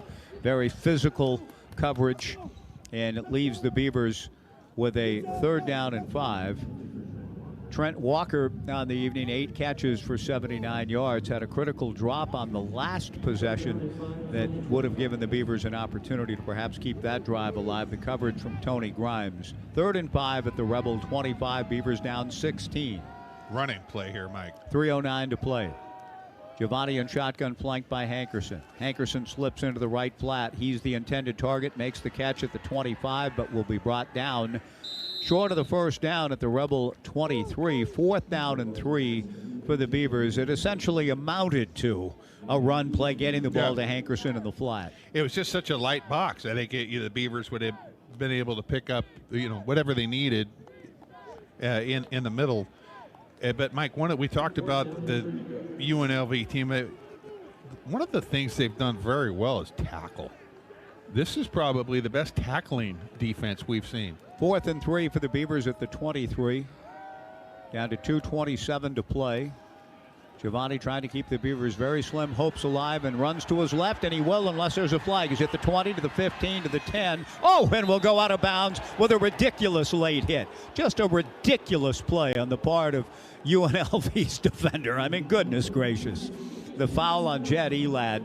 McCoy was 6 or 7 yards out of bounds. It is a 1st down, Beavers, with penalty yardage to be tacked on to it. Ridiculous play on the part of Elad. Yeah, and what does he care? It's a 3-yard penalty. It's what it's going to amount to. Late hit out of bounds, number 9 defense. Half the distance to the goal, automatic 1st down. But it's just, it's so unnecessary, just ridiculous. I mean, that's not a targeting call, but that's an eject. To me, that type of play could get you run. 1st and goal for the Beavers at the 4, trailing 33-17, 2:17 to play. The Beavers need a touchdown on the 2-point conversion. They give to Hankerson, who will get the first part done. Touchdown Beavers. Hank running left with 2:14 to play. The Beavers now will line up for 2 to try to keep their hopes alive. They need to recover an onside kick and then go do the 8-point play again. They need the 2 first, but Hankerson at least gives them a chance. 33-23. 2:14 to play in the 4th quarter. Anthony Hankerson's 13th rushing touchdown of the year. And this 2-point conversion keeps the suspense alive. Yeah, right. It definitely does. I mean, obviously, the onside kick. Beaver, I'll tell you, kick it like they did last time. I know. That was a beautiful kick. One of the best ever. Now the Beavers down 33-23. 2:14 to play, looking for 2 to try to turn it into a 1-possession game. Low snap. Giovanni gathers it in. He could run it in if he wanted to, and he didn't. And he throws to Jermaine Terry II, who reels it in for the 2 anyway. And the Beavers get the 2-point conversion and pull within 8 with 2:14 to play. UNLV 33, the Beavers 25, and an onside kick attempt coming. I'm sure you saw what I saw. He could have run it in, but a great catch by Jermaine. And threw it into, traffic. He had to throw that almost perfectly. and Jermaine Terry had to make a good catch to boot. But all of that happened, and it boils down here now to Oregon State getting that onside kick. But one thing, it happened last week. It looked like the Beavers were dead to rights, but at the end of the game, from about the 35-yard line, they were throwing the ball in the end zone. True. And Jimmy, even here, if they don't recover, for the win. If they don't, for the win. If they don't recover, they do have 3 timeouts remaining also. Yeah, no, I understand. And the 2-minute timeout. Yeah. So there's essentially 4 to play with down 8, 33-25. Well done by the Beavers on their scoring drive, getting into the McDonald's red zone and converting 11 plays, 75 yards in 2 minutes and 39 seconds, and a must-have touchdown and 2-point conversion. Our Holt Ag Solutions scoring drive. Holt Ag Solutions, grow bold with the straightforward and dependable tractors from Holt Ag Solutions. Anthony Hankerson with yet another rushing touchdown. That's 13 on the season. Now, Everett Hayes has lined up for the onside kick that'll try to keep the Beavers alive, or will he? No. How about that? The Beavers are looking at their defense with Hayes driving the ball out of the back of the end zone. Jim, with 4 timeouts. Trent Bray is saying we got 4 timeouts. We're going to get a stop and get the ball back. So no onside kick. Right. Got to get that stop, and UNLV understands this. They'll run it on first. They'll run it on second, and then third, the playbook's open. They have no problem throwing the pass, getting Williams out in the flat or out in the sideline. Just give them a run pass option. This is a dangerous offense, but here Oregon State's gotten their stops. I mean, here we go. 33-25 UNLV, 2:14 to play in the fourth quarter. All 3 timeouts and the 2-minute timeout. Haj Malik Williams fakes to the running back and keeps running left. Good move by Haj Malik. Dives forward to the 29-yard line. A gain of 4. 2nd and 6. Trent will let this thing run down now to the 2-minute warning. 4 yards. The 2-minute warning hits. Timeout on the field. 2-minute timeout. The Beavers have given themselves a look at it. 2nd and 6 for UNLV from its own 29 when we return to Reser Stadium. The Rebels 33, the Beavers 25 on the Beaver Sports Network from Learfield. From the Oregon coast to the mighty Columbia, and from the Blue Mountains to the Siskiyous, we are with you. Whether your work takes you to the field, the forest, the factory floor, or the home office, no matter what you do, SAFE is with you, helping injured workers get back to work and helping to prevent future injuries by making each workplace safer and healthier. SAFE, workers' comp that really works. Learn more at SAIF.com. Bring chef-inspired recipes home to your dinner table with side dishes from Main Street Bistro. Try pairing your favorite entree with Main Street Bistro roasted garlic and rosemary potatoes. Made with baby red and yellow potatoes, roasted to perfection and ready to serve and share in minutes. With real ingredients you trust and made from scratch taste you crave, Main Street Bistro refrigerated side dishes are available in your grocer's meat department. Restaurant quality, stay-at-home comfort.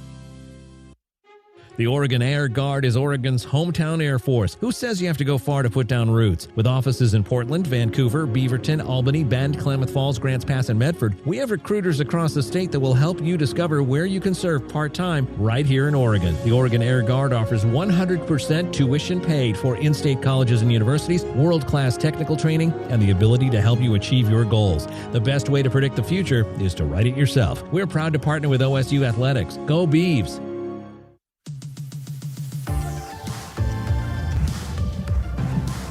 When you're out of town and want to keep up with live college sports, be sure to download the free Varsity Network app available for both Apple and Android.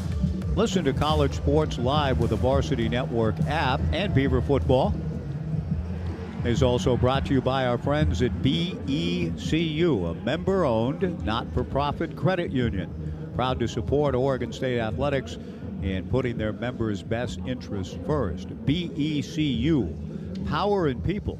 Insured by NCUA, membership required, restrictions apply. 2 minutes to play in the fourth quarter. UNLV 33, the Beavers 25. The Rebels with a 2nd and 6 at their own 29. The 2-minute timeout has hit. The Beavers still have all 3 of their timeouts remaining. And 4 yards. Haj Malik Williams did a nice job. I mean, a first down and the ball game is essentially over. The Beavers still have the 3, though, Jimmy. You know, they desperately need a stop, but they put themselves in a position in a one-score game to get the stop and try to get the ball back and stay alive in this one. Yeah, I got to believe if you're UNLV, you keep the ball on the ground here, make Oregon State use their first time out, and then wait to third down, see what it is, and use your quarterback at that point. 2nd down and 6 for the Rebels from their own 29. Balangay and Moore, the tight ends, settle in at the right with Malik Williams in shotgun at the left hash, and he gives to Kylan James, and Kylan James is stoned for no gain, and Trent Bray takes a timeout. The Beavers have 2 left, and it's 3rd down and 6. Beaver Nation, timeout. You know what to do. It's Oregon State. First of the half. They did give him about a yard to the 30. 30-second timeout. 3rd down and 5. Nico Taylor in on the tackle. And he kind of got up a little slowly. Yeah, he did. Too. He drilled Kylan James. Timeout, Beavers. Beaver football is brought to you by Progressive Insurance. They offer auto, home, and commercial auto insurance, plus a variety of business insurance options. Visit progressive.com today. You know those ESPN crawls, you know, percent chance to win.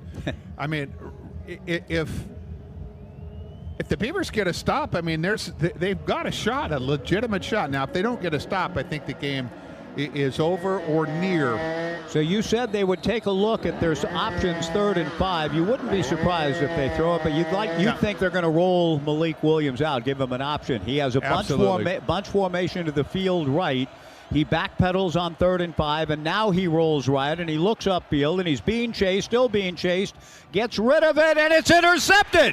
Jack Kane at the 40. Kane trying to bow out to the right, goes down at his own 46-yard line. Jack Kane with a pick, and the Beavers have a legitimate shot. 1:43 to play in the 4th quarter. 2 timeouts remaining, trailing 33-25. As Malik Williams is flushed out to the right, I'm thinking, dang, this play's just taking too long. Of all the things, I just don't want this play to take too long. And he threw it. He threw it right to Oregon State. And Jack Coney did what he could. You know, there was really not a lane for a run back. Probably could have just gone straight and picked up 6 or 7. Right. But, I mean, getting the ball where the Beavers have, avoided the punt, avoided all that time. The percentage went up, Mike. The Beavers are still down 8, but have the ball with 1:43 to play. 2 timeouts at their own 46. Giovanni McCoy awaiting the snap from Luka Vincic out of shotgun and throws to the outside, caught by Darius Clemens, and he's thrown down for a gain of maybe 4 yards to midfield. 1.5 to play. 2nd down and 6. The Beavers still have 2 timeouts. Plenty of time, thus. Down 8. From the right hash out of shotgun, Giovanni to throw. McCoy out of the pocket, throws to the outside to Darius Clemens, who's knocked out of bounds on the far sideline. The clock stops while the chains move. Driven out of bounds by Cameron Oliver. 1st and 10 Beavers at the UNLV 41, down 8. That was another benefit of the interception, was it saved a timeout. From the right hash mark, trips left to the wide side of the field. Clemens split right, a quarterback draw. McCoy, who has scored 2 touchdowns running, is knocked down at the 38, a gain of only 3, and the Beavers will take their 2nd timeout with 1:10 to play. Oregon State, their 2nd timeout of the half. They wanted more than that. Yeah. Which I still like the call. I mean, because you've got these defensive ends, just ears. We used to call it just ears. You know, the coaches who go ears, just that ears pinned back, you're going after the quarterback. And so that quarterback draw, when you get inside of that, can be a big play. 3 yards to the 38, 2nd down and 7 from the Rebels 38. The Beavers trailing 33-25, 1:10 to play. Time is an issue. It is now with only 1 timeout left and 1:10 to go. Giovanni McCoy conversing with Taz Reddick's Jeremiah Noga and Jermaine Terry II, who all head out to the right as it trips to the field. Hankerson in the backfield with Giovanni. Shotgun snap on second down. Giovanni throws to the outside, intended for Jermaine Terry II, and broken up on a good play by Malik Chavis.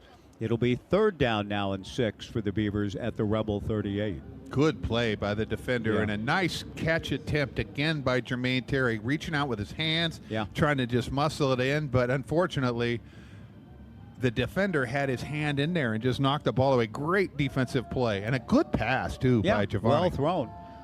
Good job by Chavis. Now third down and 6 for the Beavers at the 38, trailing 33-25, 1:03 to play. Jermaine Terry II, flex left at a slot inside of Trent Walker. Giovanni to throw. Pressure comes, and he gets rid of it for Terry. And Jermaine goes up, leaps for the catch, and makes it at the UNLV 23. What a job by Jermaine Terry II to stop his route, come back to the ball, leap up high like pulling down a rebound for Wayne Tinkle. First down, Beavers at the 23, still alive. Down 8, 55 seconds to play. Giovanni out of the gun to throw. Swings it to Hankerson in the right flat, and Anthony isn't going to get much. He drives the legs forward to the 21, and Trent asks for the final timeout that the Beavers own. He gets it. Timeout. Oregon State, their third and final of the half. This will be a 30-second timeout. A gain of only 2, 2nd and 8, no timeouts remaining, 48 seconds left, but within striking distance, down 8. 33-25, 48 seconds left, 2nd and 8 coming. Yeah, gutsy throw on the play before to Jermaine Terry. A really good job because McCoy was getting sacked. If he doesn't get rid of the football, he's getting sacked. But he did throw a ball that he thought maybe his guy could get. And I also like the timeout here. And I'll tell you why I hate using my last timeout. I hate it. Yeah. But so many times people they're holding that timeout. They're holding their timeout. And meanwhile, too much time comes off the clock in the meantime. So if the Beavers ran up to the ball, whatever, they'd probably be at like 35 seconds or something like that. At some point, you just run out of ticks. 48 ticks left for the Beavers, down 33-25, 2nd and 8 from the Rebel 21. No timeouts left. Vincic over the ball at center. We've seen more of him than Van Wells, who's not 100%. Noga at a slot inside of Walker. Terry inside of Taz Reddix to the boundary side right. McCoy out of the gun to throw. Giovanni with pressure coming in. This is a disastrous play. Yeah, he's got to throw that ball away. He's sacked, and the clock runs all the way back to the the UNLV 25-yard line. The Beavers just trying to get back on sides on 3rd and 13 and down to 28 seconds. They do. McCoy out of the gun to throw. Giovanni fires to the outside for Trent Walker. A diving catch. It's caught, but that's a problem in a sense. The ball down short of the first down at the 18-yard line. And the Beavers have a 4th down and 5 in ball game here with 11 seconds to play, down 8. Giovanni to throw. Giovanni looks and throws over the middle. Caught by Jermaine Terry at the 6.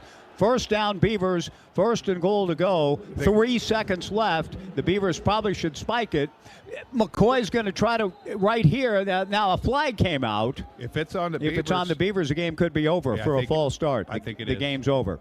If it's on the Beavers, it's a false start. With a runoff, the game is over. Yeah.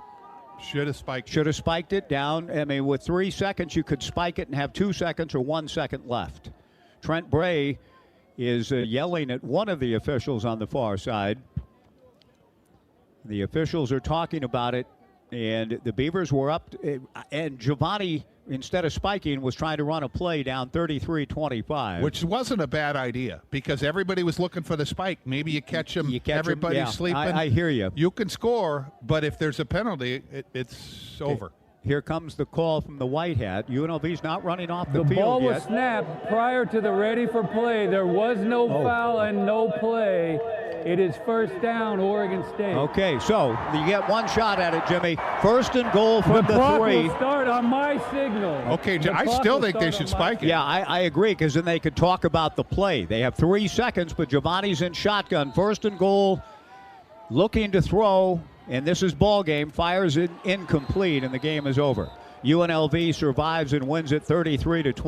Jermaine Terry II is saying, I was being held on the play. Very upset. Trent Bray's been upset about that all night, but the game is over. The fans are booing, not the players. The Beavers gave it a great shot to get down to giving themselves a chance. Jermaine Terry II thought that he was held or interfered with. No call. The Rebels win it 33-25. Our post-game show is coming up on the Beaver Sports Network from Learfield. The Oregon Potato Commission has